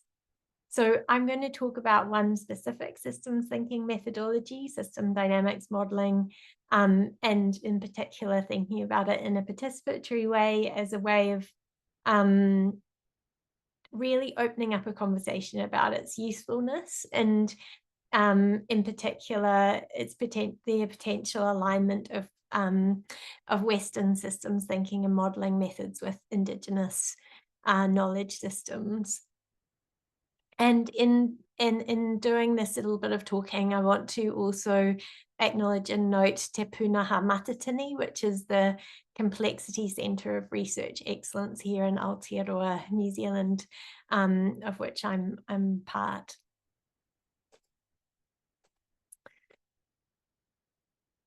And so here's a key Western science thinker about systems thinking and system dynamics modeling, Danella Meadows, who talks about a system as a set of people, cells, molecules, or whatever interconnected in such a way that they produce their own pattern of behavior over time. So this idea about what a system is from a Western science point of view. And that really, regardless of whether we've had a chance in our disciplinary trainings to think and learn and interrogate the philosophies of science and social research, those philosophies still shape strongly how we think about the way the world works, and the kinds of questions that we ask, and our understanding of complexity and the purpose of things like modeling or research. And in Western thinking, there have been these problematic divisions in how we think about the way the world works and what knowledge is, that include in the natural sciences, the so-called natural sciences, this idea about a single truth that might be able to be found out about through experimentation, by drawing boundaries, clear boundaries around things, and an ability to make predictions about the future. And on the other hand, in the social sciences and thinking about the social world, this supposedly divergent or separate way of thinking about things that's much more open about exploration, meaning finding, and explaining how people think and work together. When actually we know that these things are deeply interconnected, and Indigenous knowledges and ways of thinking and doing have long held on to that understanding, and that that there's no kind of separation between the social world and the natural world. And so how do we find methods that sit in the middle of these two supposedly opposing ways of thinking about reality and knowledge, that are able to hold those two things in our minds at the same time, and focus on the interrelationships between things. And systems thinking and modeling might be one way of perhaps doing that. And at the core of systems thinking are these three kinds of ideas about how the world works and how to make change happen, including the systems thinking iceberg. In other words, the things that we can see or measure in terms of events are really the tip of an iceberg, that really fundamentally underneath are built on invisible, often underlying perceptions and values, system structures that then create these trends over time that we may or may not be able to see, that then are behind the events that are easily tangible to us.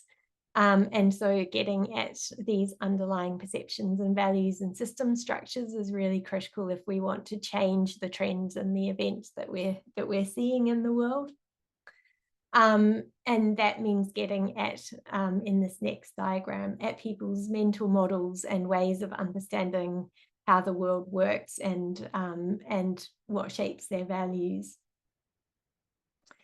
And that for making increasing leverage over making change happen, that it's those underlying things that are really important to shift, rather than trying to change the rules or change numbers or even speed things up, or we're dealing with system structure. We really need to shift paradigms, goals, and values, actually.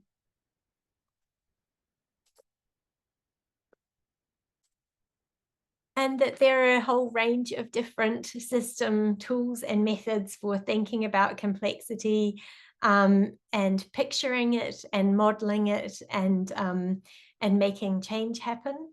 And they include frameworks for thinking, those diagrams that I just showed you, and quantitative modeling tools, mathematical modeling tools, some of which you might have heard of: agent-based modeling, mathematical modeling, network analysis.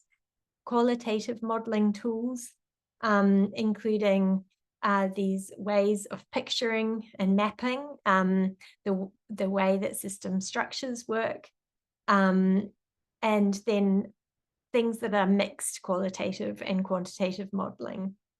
And you'll see that I've highlighted system dynamics modeling there because it can be both used in a purely qualitative mapping way, or it can also be used in both a qualitative and a quantitative way. So shifting from creating a map or systems understanding to then moving from there to incorporating data and doing simulation modeling. And I'll come back to how that might work. So I'm going to talk a bit about system dynamics modeling as one useful example of this, and one that I've been using in a participatory way for quite a long time now. And system dynamics modeling has one really strong thread in this whole movement of system dynamics modeling, or the development of it as a methodology, came from ecological concerns and ideas about degrowth, and they've been really a strong part of system dynamics modeling from very early on. So in the year that I was born, I'm not going to say which year it was, but it was a long time ago, Dunella Meadows, who I've already shown you a picture of, and the Club of Rome published this really prescient report called The Limits to Growth. And they used system dynamics modeling techniques to show how unbridled economic growth was on a trajectory that was untenable within Earth's finite resources.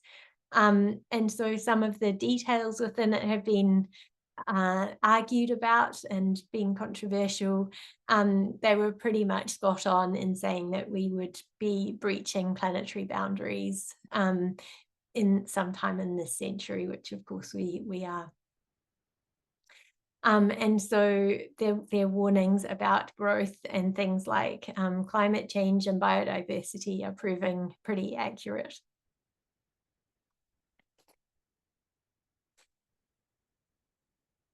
And so system dynamics modeling in particular has some fundamental assumptions and principles that might feel familiar and aligning to many of you, in that complex systems have many variables that interact in nonlinear ways, and they do that in changing ways over time, in dynamic ways. And that it's the system structure. The assumption is it's the structure of these systems and these interrelationships between variables that drive the trends over time that we might be worried about. For example, the growth in greenhouse gas emissions, or the declining quality of the water in a watershed. And that it's what's happening within the system that is driving those trends, rather than outside things coming in necessarily. So we need to be able to incorporate those system structures that are driving trends over time in our understanding.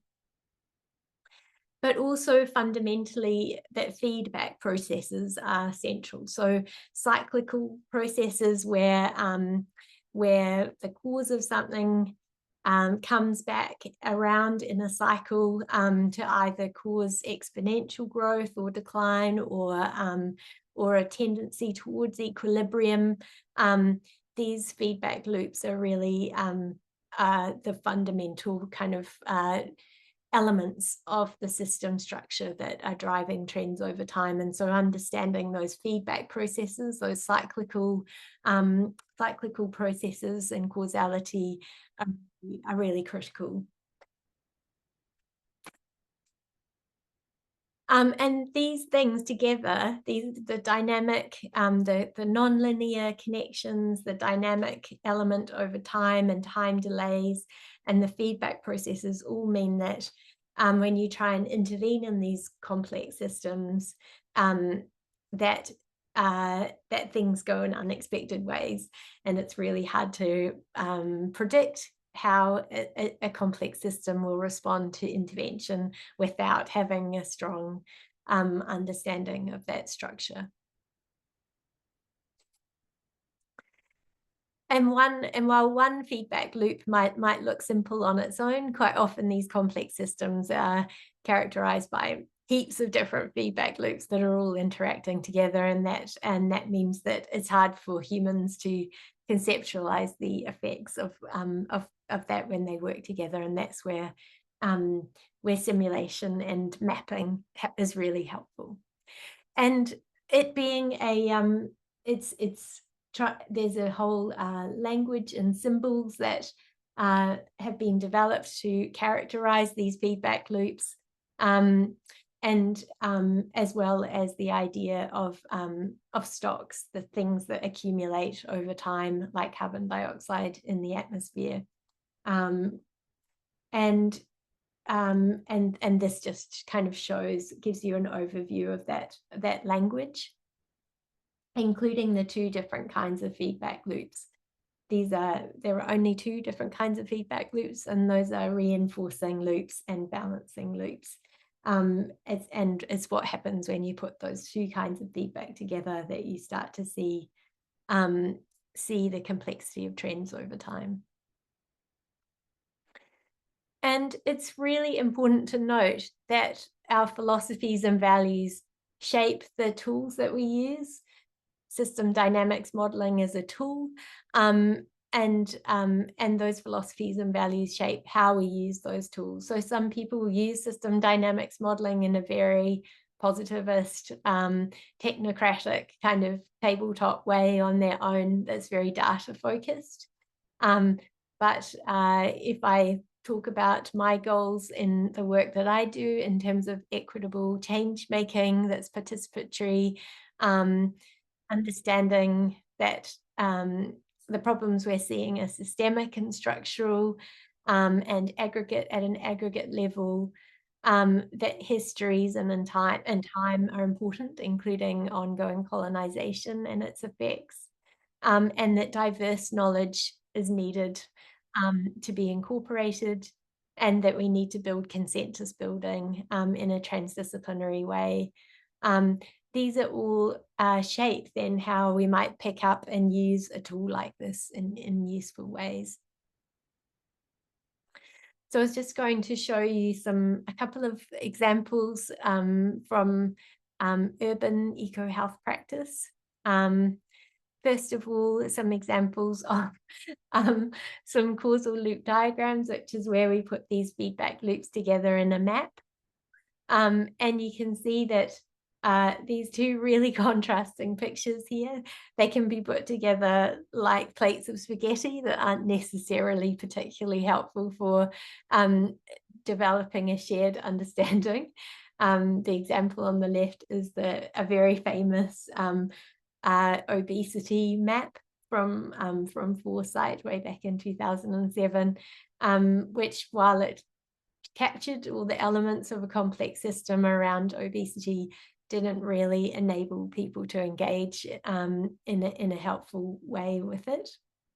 And the example on the right is a much more hopefully simple but still complex set of feedback loops around that connect neighborhood connection and housing quality. And just to show that that it's an art as well as a science to try and create these kinds of maps of feedback loops that allow for enlightened, illumination rather than further confusion. And there are these emerging conversations about the resonance and alignment between systems thinking and Indigenous ways of understanding long-term and dynamic relationality, particularly when we use systems thinking and modeling within eco-health principles. And some examples that sort of demonstrate some alignment between the holistic, integrative, interconnected dynamic and balance-focused ideas from Mātauranga Māori and system dynamics modelling, including the ability to have to incorporate concepts that can't have numbers put to them or be monetized. And so some examples here include just the way that Mason Jury's holistic model of health, of Hauora Māori and health, is a really a systems-oriented model that connects up humans and the way that we act with the physical environment and cultural identity. And interesting also to see the way that things like Kate Rayworth's donut economics, which is a systems model of I would call it public health economics, has been taken up and interpreted and incorporated into Mātauranga Māori there on the right. And then the contributions of Ihirangi Heke and others to thinking about the alignment between systems thinking and Indigenous systems, particularly around obesity. And some reflections from Indigenous leaders about how systems thinking and Indigenous ways of knowing and being are aligned include these thoughts from Māori participants in the evaluation of a systems thinking project led by my colleague Anna Matheson that suggests that these methodologies allowed for a better incorporation of Te Ao Māori in the evaluation of this program. And then I really love this quote from Sione Tuitahi, who many of you will know is the lead for the Health Promotion Forum and the president of IUPE, who says, "Planetary health is new to many, but old to Indigenous peoples. We are one with Mother Nature." And then he emphasizes the systemic nature of whanua, which is a Pacific model for thinking about for health as part of a coherent web of life. And so here's just one example of how systems thinking is used not just in Indigenous partnered research, but also in kaupapa. This is an example from kaupapa Māori research, which means that it's Māori led and using Māori methodologies and epistemologies, and so this is an example from my colleague Kimiora Rairino, who is using some little bit of qualitative system dynamics modeling to understand the connections between transport patterns and Māori health that allowed those interconnections to become as important as the variables themselves, and allowed for things that were not usually included in research about transport and health to be incorporated and understood as interconnections. So just one example where Indigenous-led research has incorporated some of these methods. I wanted to point out this, I wanted to show you this example as well, where we've been working with the South Dunedin community. I talked a little bit about this project in the Turtle Island leg of this Earth Hug, and put a link to this particular part of the project up on the Padlet. But just to note that even when you create these maps with communities and policymakers and climate and social scientists and public health to come to a shared understanding, not everyone gets to take part in that participatory process. And you can imagine that the complexity of those feedback loops is inaccessible still to many people. And so we've been trying to work out using visual design partnerships how to then enable the accessibility of these kinds of feedback understandings for everybody in an ongoing way.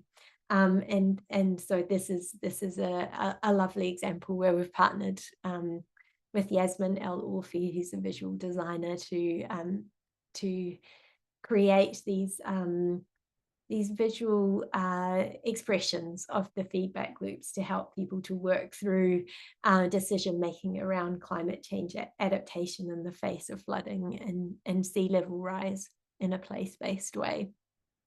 And that, I think, really connects with the work that that Maya and Angel and Kira were talking about before. I just wanted to touch briefly on why we might then turn that into a quantitative simulation model. The qualitative mapping often is an expression of a shared mental model or a shared assumptions about how a system works, and it's helpful to simulate that, to see whether or not really that reflects what we see in terms of trends over time in reality. And often there are conflicting understandings about how the system works, and it's helpful to try and address some of those conflicts through bringing in some data and some about the particular relationships between variables and then simulating those. But again, there's this problem with as soon as you get more than maybe 2 feedback loops, it's really hard for humans to do thought experiments with feedback loops. And so it's really helpful to try and simulate, even qualitatively simulate what happens when you put multiple feedback loops together. As well as to then try use a simulation model to see, well, what happens when we pull various levers in the system then, and how can we explore some policy scenarios or some interventions and look at what the effects of that might be. So I think when we use system dynamics modeling in a participatory way, it's really a potentially powerful tool for building shared understandings. I'm really keen to hear others' experiences with using systems thinking and modeling, particularly in Indigenous partnered research and Indigenous-led research, how it aligns potentially with epistemologies of relationality, and whether or not it's helpful for the kind of transformational shifts that need to occur with the issues that we're facing. So I'll stop there and stop sharing, and hopefully people will have thoughts about that. Yeah. I wonder whether before we move into the next part, it might be useful to have a little break. Do you feel like that would be good to have a break and get a cup of tea and maybe come back in? I don't know if you've been having a 5 or 10 minute break, Angela and Maya. Yeah, shall we have a 10-minute break? We'll come back at 10 past. Yeah, it's All good. right. Yeah. See you And soon. I'm going to wish you all now, because I'm going to go back into parenting because it's 5 p.m. my time. Oh, big So, hugs to you, Maya. It was so nice to thank see you. No, it's just been such a delight. And I'm sorry to not hear the next part of your conversation because I'm all ears. But I just admire and appreciate you all so much and wish you well in your Thank next you for step. carrying on being with us. Oh, my Thanks. pleasure. Thank you. Take care. Thanks, Angel, for not recording and then recording at crucial moments.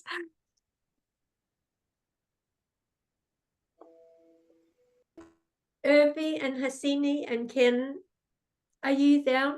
Can you would you be willing to put your videos back on?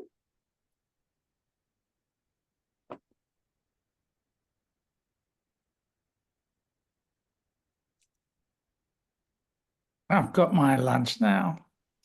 Brill, Tony, I'm glad to hear it. I hope it's delicious. Thank you. I wonder whether Ken is still not quite back. And Irvi?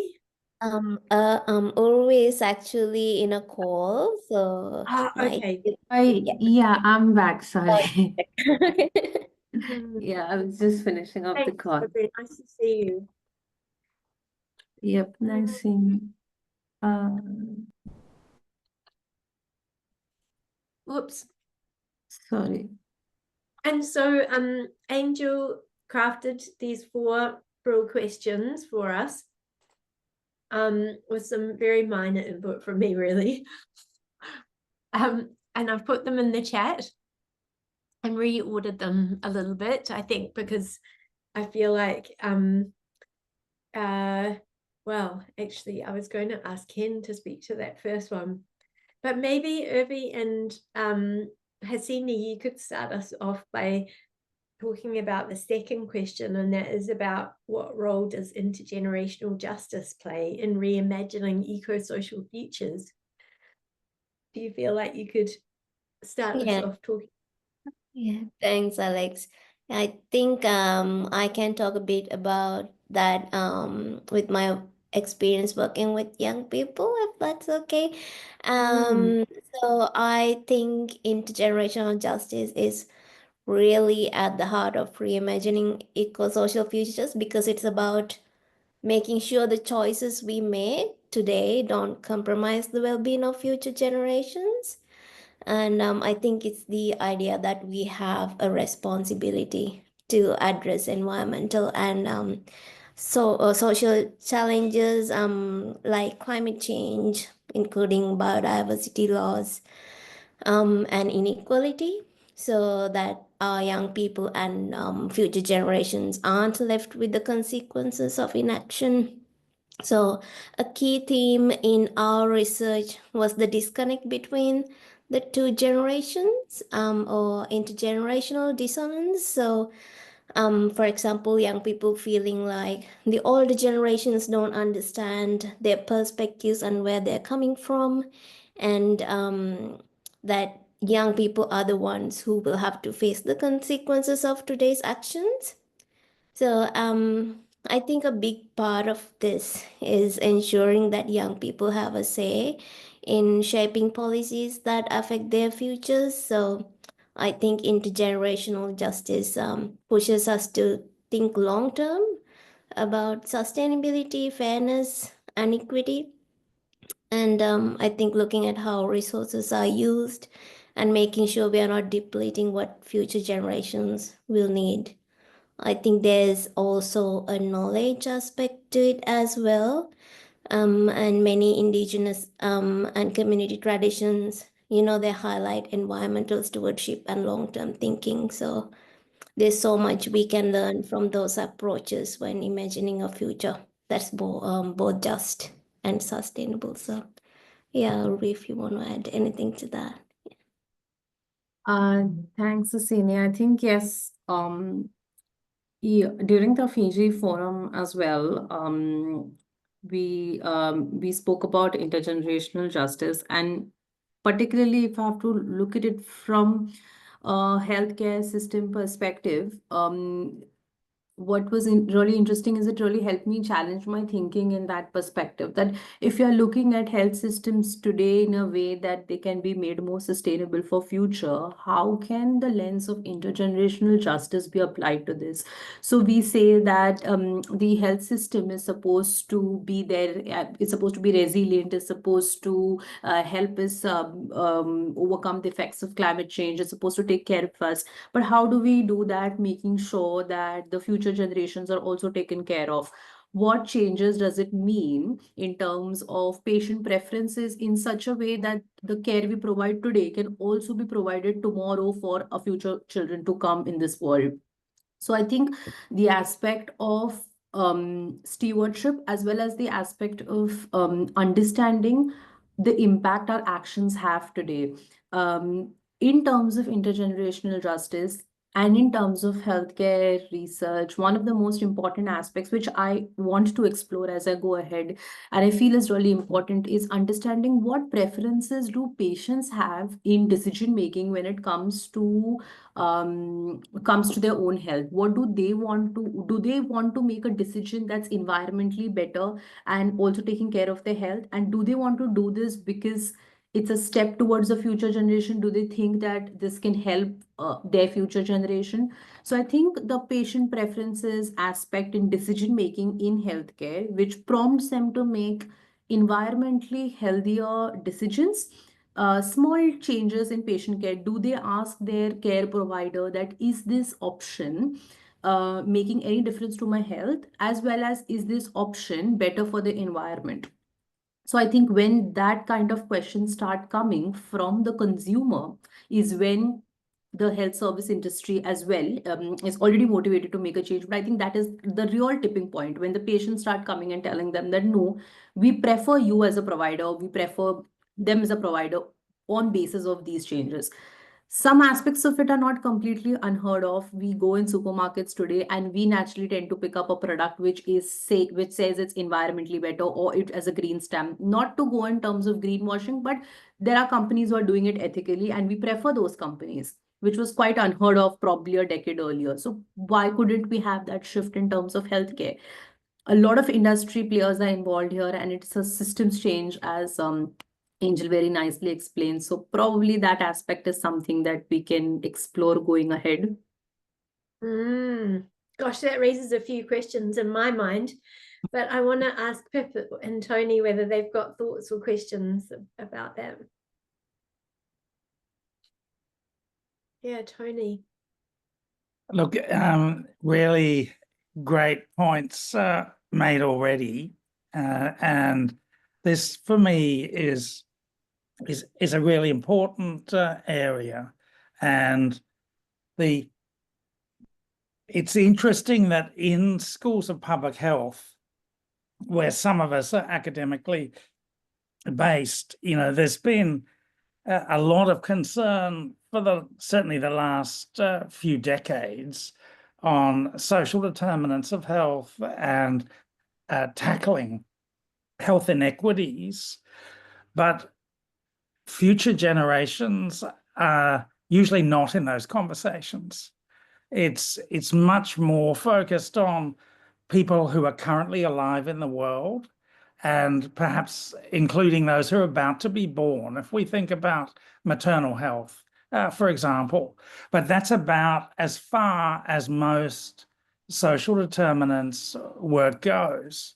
And it's not to say that's unimportant, but this second question is a fundamental difference in my mind when we're thinking about a planetary health approach. And I think that we also have to perhaps challenge ourselves to think about where previous generations fit, in terms of honoring ways of knowing, being, and doing that are handed down through generations. Our responsibility is absolutely to generations to come, but we also have a responsibility to previous generations. And how might you do that? Well, this, I think, comes, Alex, in the excellent presentation you just gave us. Some of these things aren't necessarily readily quantifiable, but how do we make sure they're still central to the way we understand our place in the world and our responsibilities? So, yeah, perhaps for me that's is just a little intervention there, but I absolutely agree that this is hugely important and often overlooked. And when we think about future generations, perhaps at least in part, it's overlooked because we tend to discount the future in economics, and we kind of go, we'll just think about yes, that has some relevance, but it's not the most relevant. And so how would we, as a community, reimagine that? And it's an area where ethicists as well are only beginning to grapple in terms of our ethical responsibility, because future generations don't currently exist, and so they find that particularly challenging to be thinking about our responsibilities. So let me stop there for the moment. Thank you. Yeah, opening up further cans of worms here. But can we just I really want to hold on to the question of the ethics of current health in healthcare and come back to this perhaps tension or complexity around the disconnect between generations around responsibilities and action on climate change that you talked about, Hasini, and the real need for intergenerational knowledge transfer, and the incredible importance of intergenerational knowledge transfer, particularly of traditional knowledges and ways of doing and being that are central to how we need to transform. And I wonder, Pip, if you've got any comments about that.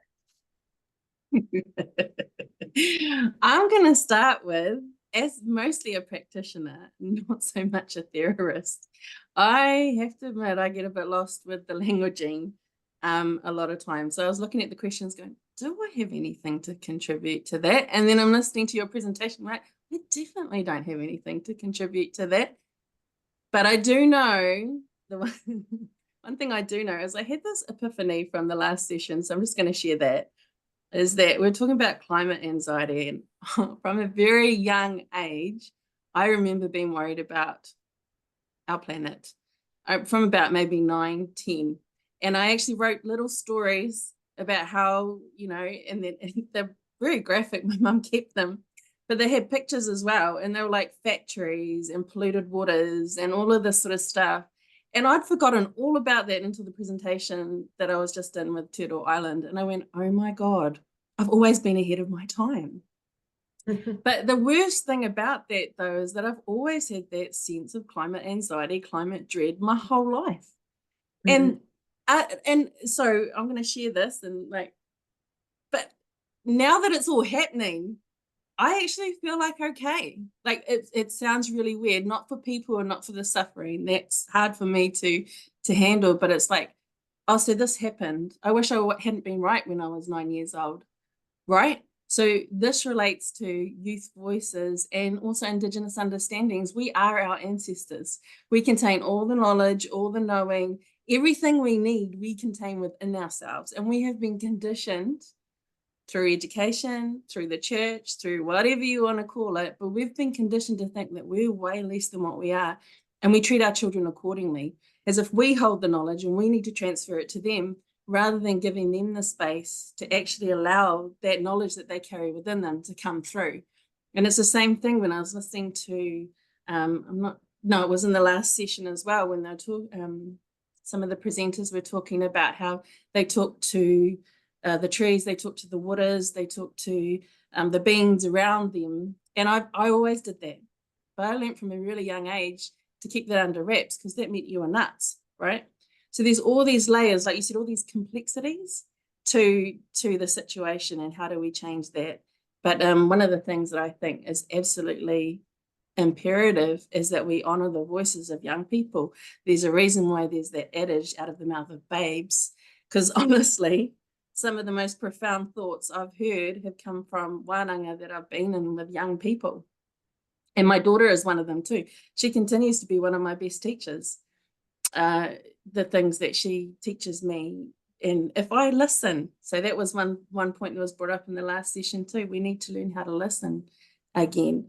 So all of this comes back to, I've been a clinical psychologist for 25 years, and I've worked in these systems, and we were in crisis when I started. And actually, have things got better? In my estimation, no. There's little wins here and there, as people have said, but we're in crisis.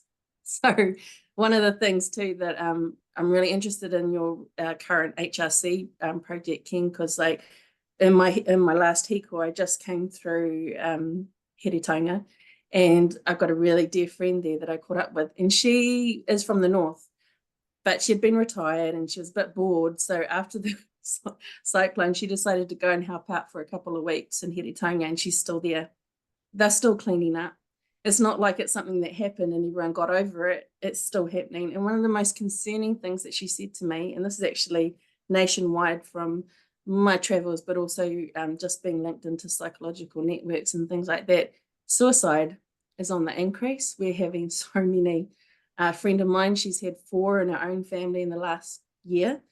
But my friend who works in Heretaunga, she was saying that since the cyclone happened, there's been a constant in terms of the suicide as a direct result of that happening, and people losing everything, leaving their homes, their jobs, sometimes family members, and then that is now filtering into the second generation. So, but she said it's become so pervasive, no one's really talking about it anymore, right?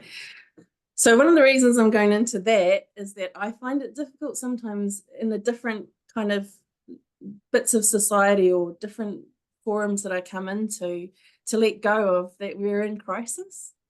We're in crisis, and it's really important that, you know, all these wonderful things are happening, and I love it. And that's one of the reasons I was so happy to join this morning and go, yes, awesome people doing awesome stuff. And I believe in us, we can make a difference. But also there are so many people that are just, they're just giving up, you know, and our youth more than anything, because they can't get away from it. It's in our media. It's what they talk about with each other. Whereas when I was young, you know, most of the people my age, they didn't really have any idea of what was going on. But now there's no escaping it. So yeah, I don't know if that contributes too much, but except for, yes, intergenerational justice plays a huge part. But I did make a note too while you were talking, Hasini, because you made me think about when we're talking about intergenerational stuff and intergenerational justice, there's all the trauma, but then there's all the gifts from our cultures as well, right? That we could bring forward too, that whole strength-based looking at things. And I think we need to change focus, because we need to give everybody hope, but particularly our young people. And we need to be, like you were saying, Ken, if people see you struggling and you're always burnt out, they're like, oh, why would I ever want to try and do that work? But if you're joyful and overflowing and having fun while you're doing it, they want to join. They want to come along for the ride. So there's all of that as well. But also healing. We really need to be talking about healing and how it is to heal. And I loved your presentation, Alex, and I wrote down heaps and heaps of notes, because I'm like, okay, so I'm going to try and write in this area. I'm going to try and figure out how this works. And yet, as I get older, I must admit, I tend to more simplistic ways of looking at things and more simplistic ways of approaching life. So one of the key ones is that, yes, they're complex systems, and all of that is true. And out of all of my research and all of my work, I've come to this one basic thing I'm just trying to write about now. And that is, everything is interconnected. And Indigenous cultures absolutely know this. They base everything that they do upon it, whether it's interconnectedness between the generations that went before into the ones that come, or interconnected. We're not separate from nature. We are nature. Oh my gosh. Like, we are actually nature. And even when we're doing the research, or we're a practitioner or whatever, or working with somebody, we're part of that system. We're not an observer sitting here looking in. We're actually affecting the whole thing as we're working as well. So when I learned the state of the world, when I did my last postdoc and I was totally depressed and everything else, and I realized everyone had written everything I wanted to say anyway, and they were way better qualified to do it, and they still weren't being listened to. I was like, what is the bloody point of doing this, right? And then that was actually the hikoi that helped me get to this. It was like, actually, you know what? If everything is interconnected and the whole world affects me equally, everything I do, everything I think, everything I believe affects the whole world. Oh my God, what a thought. How powerful am I? So then a question changes. The question becomes, how do I want to affect the world with what I have? And so one of the things that I've worked on really, really hard since I became a mum is healing, because there was so much to heal. And then, but I'd run away from it and made a business of healing everybody else and neglecting the only actual responsibility I had, which was myself. And so since I've changed that, this is my mantra. I'm like, in healing me, I heal the world, right? And the same thing goes the other way. And every drop in a bucket adds up. And then that's how we do it. So, but I do realize that there's different languaging of that. So I really appreciated your presentation, Alex, because I'm still struggling to make sense of systems thought and all the languaging of it. Anyway, sorry, I got a bit carried away. I feel like the languaging and the symbolization of it, which I was talking about, are really alienating to lots of people. And I don't know, we need to work out how to get around that. And some of the visual design partnerships, I'm hoping, help with that. But I feel like, Ken, you came in partway through that. We started off by talking about the second question: what role does intergenerational justice play? Can you see the questions in your chat, because you've now just joined, but are they not there anymore? And then Pip answered all the other questions as well, touched on knowledge sharing rooted in love and care. I feel like was in there, alignment between systems thinking and Indigenous methodologies and epistemologies. And yeah, so but I do want to just briefly, I know it's 1:38, we may not just get through all these questions, but who cares? I want to come back to this issue. I reckon it's a really gnarly one, ethical issue about what is enough healthcare for the current generation. And, because we've got this huge investment and focus in medical care, right? And new technologies and new cures and new treatments that are super expensive for society. And that, there are ethicists who've been thinking about, what do we need to take an enough approach to longevity in healthcare to ensure that we're having intergenerational justice? What does that mean? Does that mean I have to accept that I shouldn't have the best medical technology to make me live to 120? What does it mean, Evie?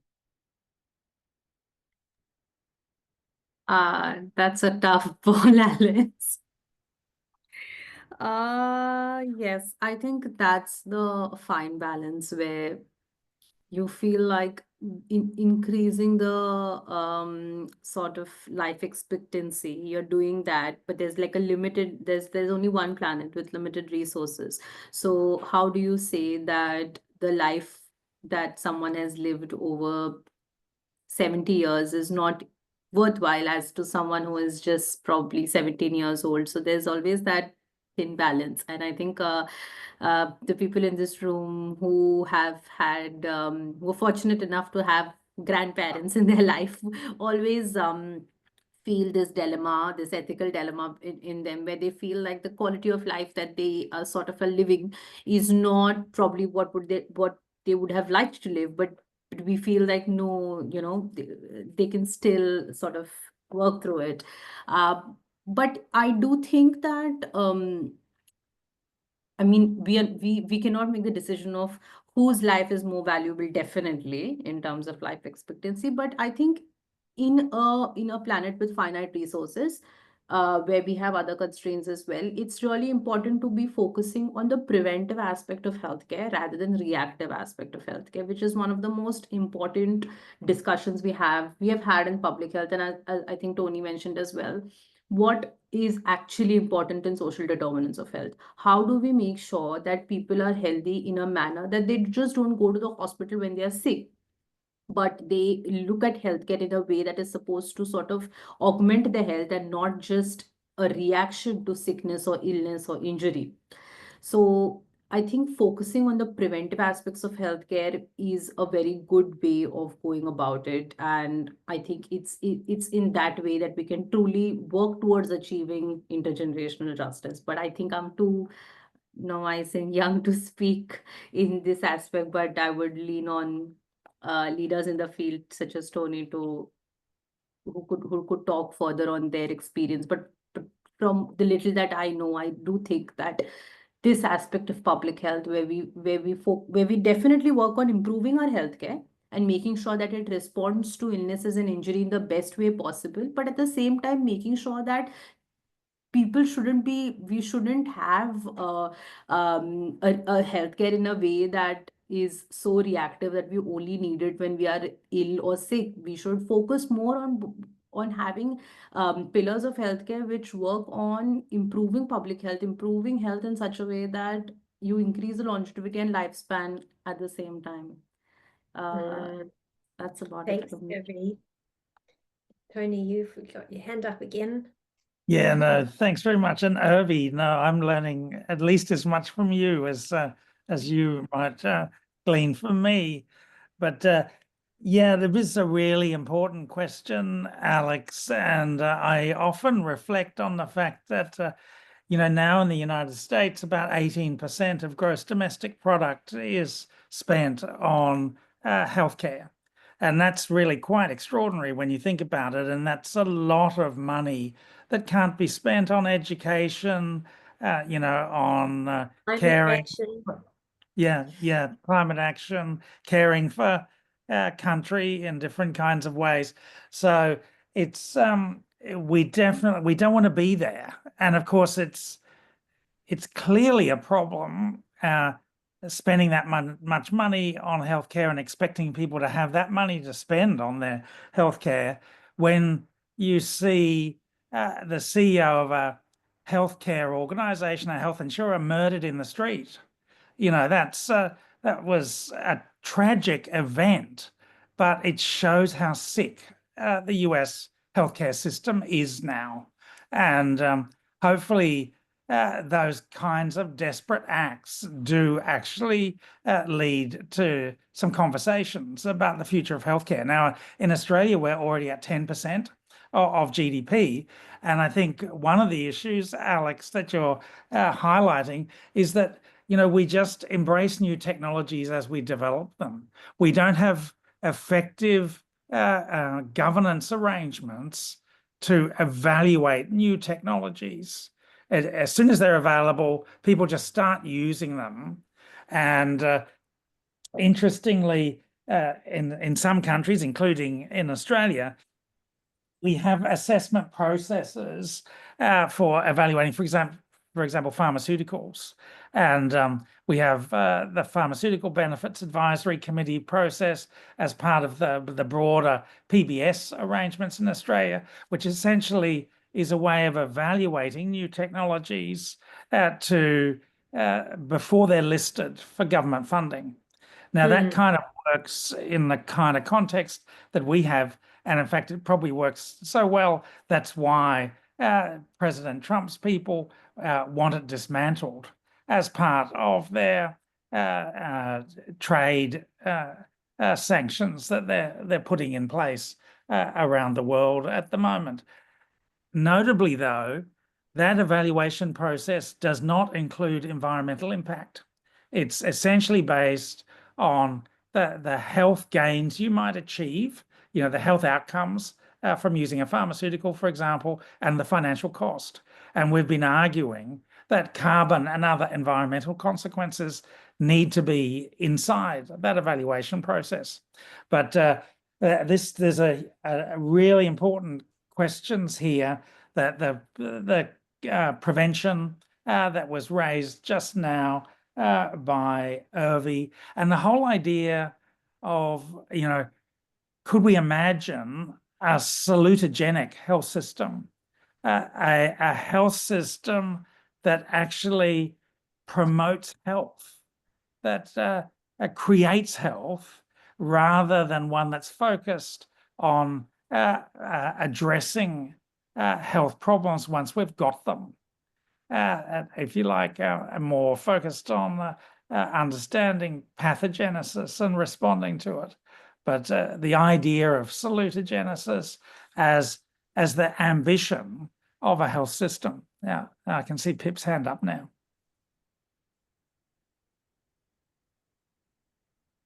I just thought, no, but before I did that, if anybody else wanted to say something.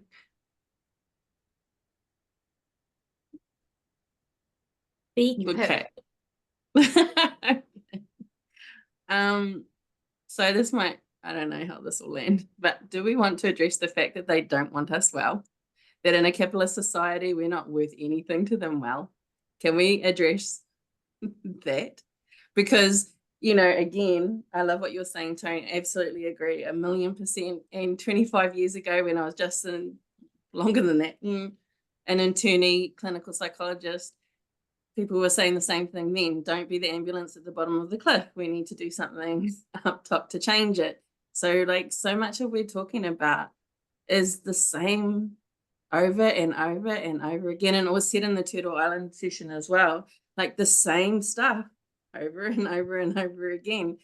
And it still hasn't happened. And that's where I come back to that sense of hopelessness. If it's all been said before and all been suggested before, and there are, you know, within Māori communities, I could name like 3 or 4 individuals I'd happily give $2 million to, and they would transform the health system just like that.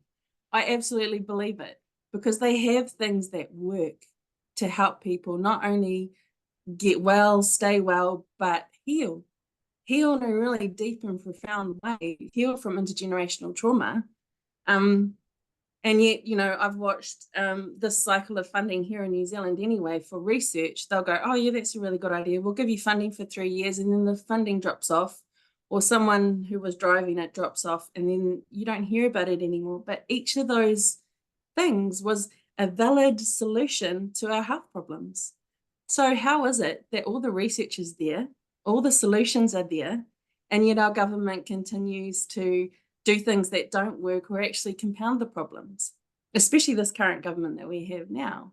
So yeah, that's something that working in the system for such a long time, being to so many consultation hui over the years of like, how do we address the suicide problem? How do we address the obesity problem? How do we address this and that? How do we address the climate stuff?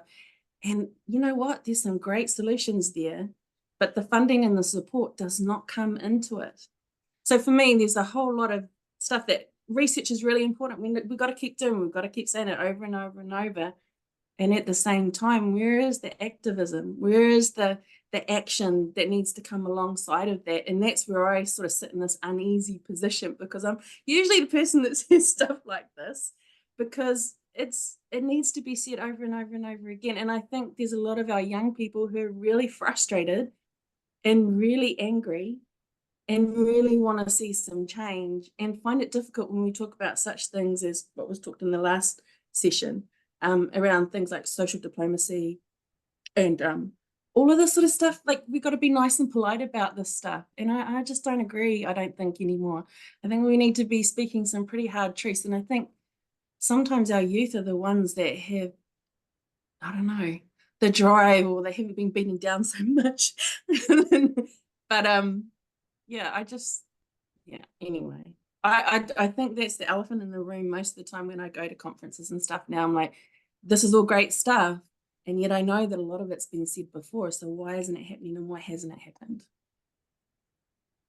Yeah, the need to focus on our attention. I think increasingly we're getting to there in climate health Aotearoa, is moving from doing research that makes the health benefits of climate action visible to policymakers, or values it in dollar values in the hope that then they'll be able to be included in policy, to think, well, yeah, we've been doing that for 20 years now, and it's made zero difference. In fact, we're backsliding at the moment. And so I think that we need to do more research on what the barriers are to change politically. And that's why we're sort of getting more interested in exposing, unpacking, and discussing and exploring how power works in policy making, and how do we rebalance power in the policy process towards Indigenous justice, for example. And that means engaging with commercial interests. It means engaging with the vested commercial interests that are holding action back. Yeah, I want to bring Ken in here, and if you don't mind, shall we shift to the question about food, about sustainable food systems, and I'd love to bring you in here again, Ken, and address this first question about Indigenous and relational worldviews and pathways towards more just and sustainable food systems. Kia ora. Firstly, apologies for coming back late. Just as I made my cup of tea, I got a call from community stakeholders, a bit confused about our wānanga next week, so I was stuck on the phone. Perfect. Sorted now. What was the kaupapa, Alex? Kai systems and...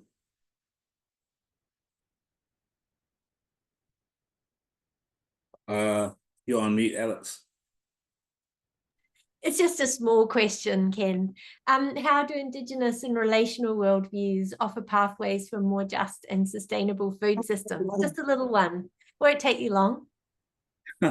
Just and sustainable food systems. I can only talk to the experience of what we're doing over in the Tairāwhiti. So after their food systems were literally wiped off the face of the planet from slash and debris washing out down the rivers and hills, in year 2 of our research, we'll be looking at how do communities heal from extreme weather events, particularly through Kai sovereignty, and we'll be using some of that photo voice methodology to do that and work with them as agents of change. But the whole idea is about finding hope in having more control over local food systems, and that's a particular interest that we have in our wider research team there, and how it sort of was built up. So looking at how do we restore local agency over local food systems. I think there's a lot to be said for that. Kia ora.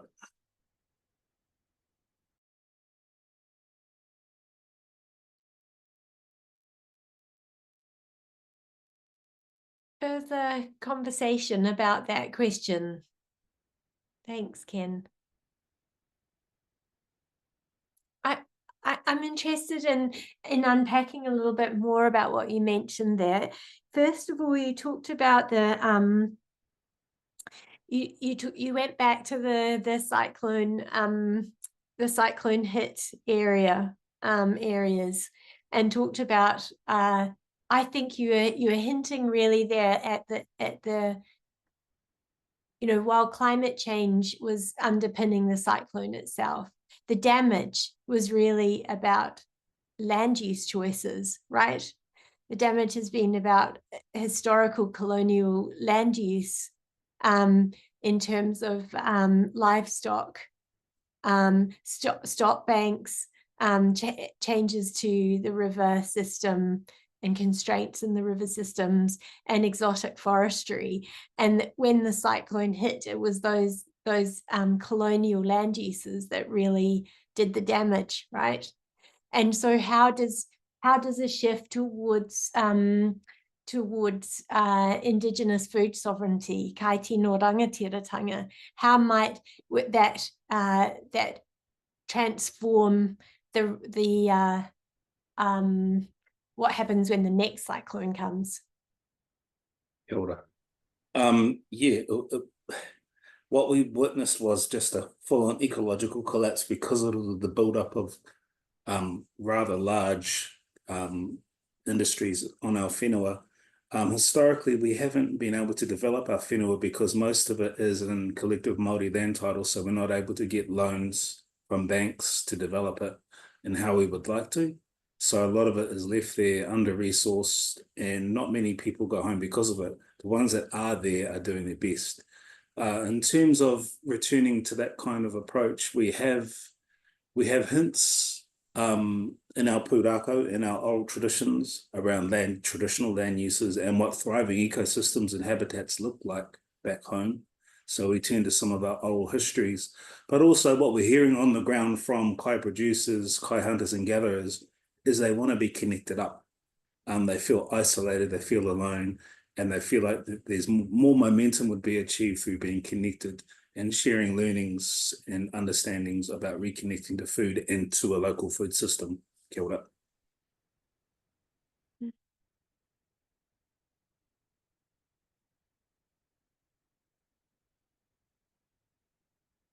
Further thoughts on that from others? Christina, you've turned your video back on. Is that because you would like to speak to that? Just listening here right now. So I had to be in another meeting and be here. So it's good to be listening. Lovely to see you I'm again. joining from Seattle, USA. Any further thoughts? What about from Te Whenua Moemoeā from Australia? Kari, Tony?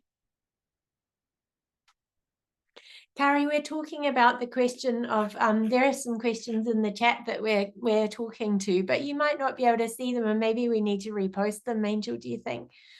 How do Indigenous and relational worldviews offer pathways for more just and sustainable food systems? Is that something that you have any experience with working on? Hello to everybody, and please excuse my late being here. Like you mentioned, Christina, we've got the different commitments and meetings and everything. I had such a privilege of being a part of the first storytelling going forward with the Middle East, and it's so relevant to this conversation, right? Not specifically about food systems, but about wholeness and healing and everything else. I live, as I said in the chat, down here in Tandanya in Adelaide in South Australia. I am wife and mother to Warramungu people from the centre of the beautiful Australia, so-called Australia, in Tennant Creek. And, you know, for me, my deep connection through, you know, my family is part of, you know, my work within talking about living systems and that oneness and that wholeness, and how, you know, we all resonate through ourselves and land as one and as people, and that really deeply comes through our food systems and everything, right? And being able to hold our own sovereignty is essential to having sovereignty with food, and being able to allow that to really flourish through all of us. And the systems, you know, from traditional way and from our, you know, Indigenous people, we've so much to learn, right? We've so much that we can really embrace again from the ways that we have not only, you know, grown food, but shared food and held food and stored food, all of these things, right? That really increases the capacity to have that sovereignty. And, you know, I think it's just so wonderful that we get to start to talk about this a lot more and really embrace it more through our traditional First Nations people, you know, brought back into this wholeness, right? Because there is just a complete and utter wealth of knowledge and wisdom that is going to help, you know, be our way forward, you know, with everything else.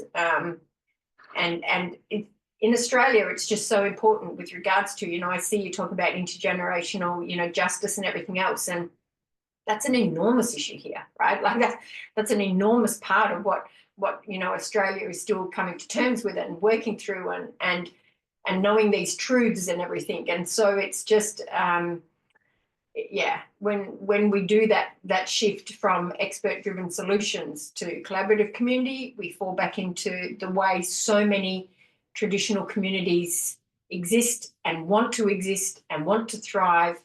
And like I said, there's so much for us to learn in that we need to have greater skill at listening and paying attention to those lineages that know.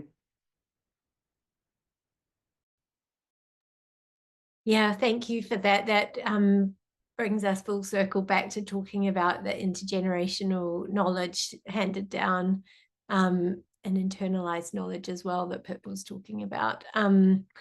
I feel like we're moving into a time when people might need to go, and the next hour is a kind of a, what is it? An open kind of chats and cups of tea if people want to stick around, but if you have to go, then you need to go. So it's up to me to just really be grateful to everybody for being in this Oceania session.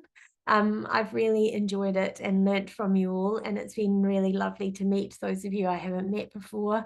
And thanks again to Angel for all of the space holding and the ongoing organisation of this Earth Hug. Thank you. And I'm really grateful to Ken for putting his video back on, ready to close us off in a good way that's grounded in Aotearoa. Thank you, Ken. Tēnā no tātou. Yeah, really wonderful tautoko, Alex. And yeah, and seeing as we open this space formally through Reese, then it's only proper that we would close it in a similar fashion. Nō reira, e te whānau I hara mai nei, takatū mai nei, iwi, I wāwā, he pai ki te kiti a koutou, he pai ki te rongo I o koutou whakaro, I o koutou whakawhiti whakaro hoki. Nō reira, he karakia tō tātou, he whakamutunga, he whakakapi tō tātou kōrero. Tēnei wā, tangi te kawekawe o waiho kia tangi ana, tangi te wharauro o waiho kia tangi ana, e tatiri ati wana kia aroaro mahana, ka taka mai rā te auhuri koi a tihei mauri ora. Mauri ora whana, tina koutou. Mauri ora.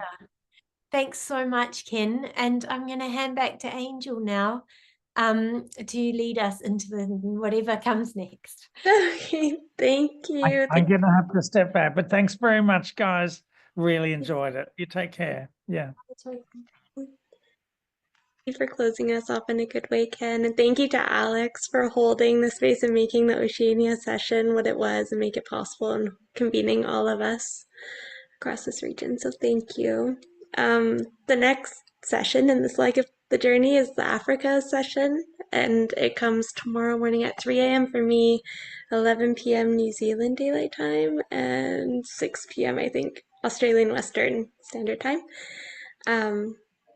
But the next little while is just space in case anyone wants to have a gentle closure to the session, not an abrupt close, or have lingering chats or thoughts. But yeah, if we don't continue on, thank you so much for being here. And I'm always so grateful, especially for the Oceania session, for bringing so much love and truth and honesty. And yeah, I always feel very healed during the session, so thank you.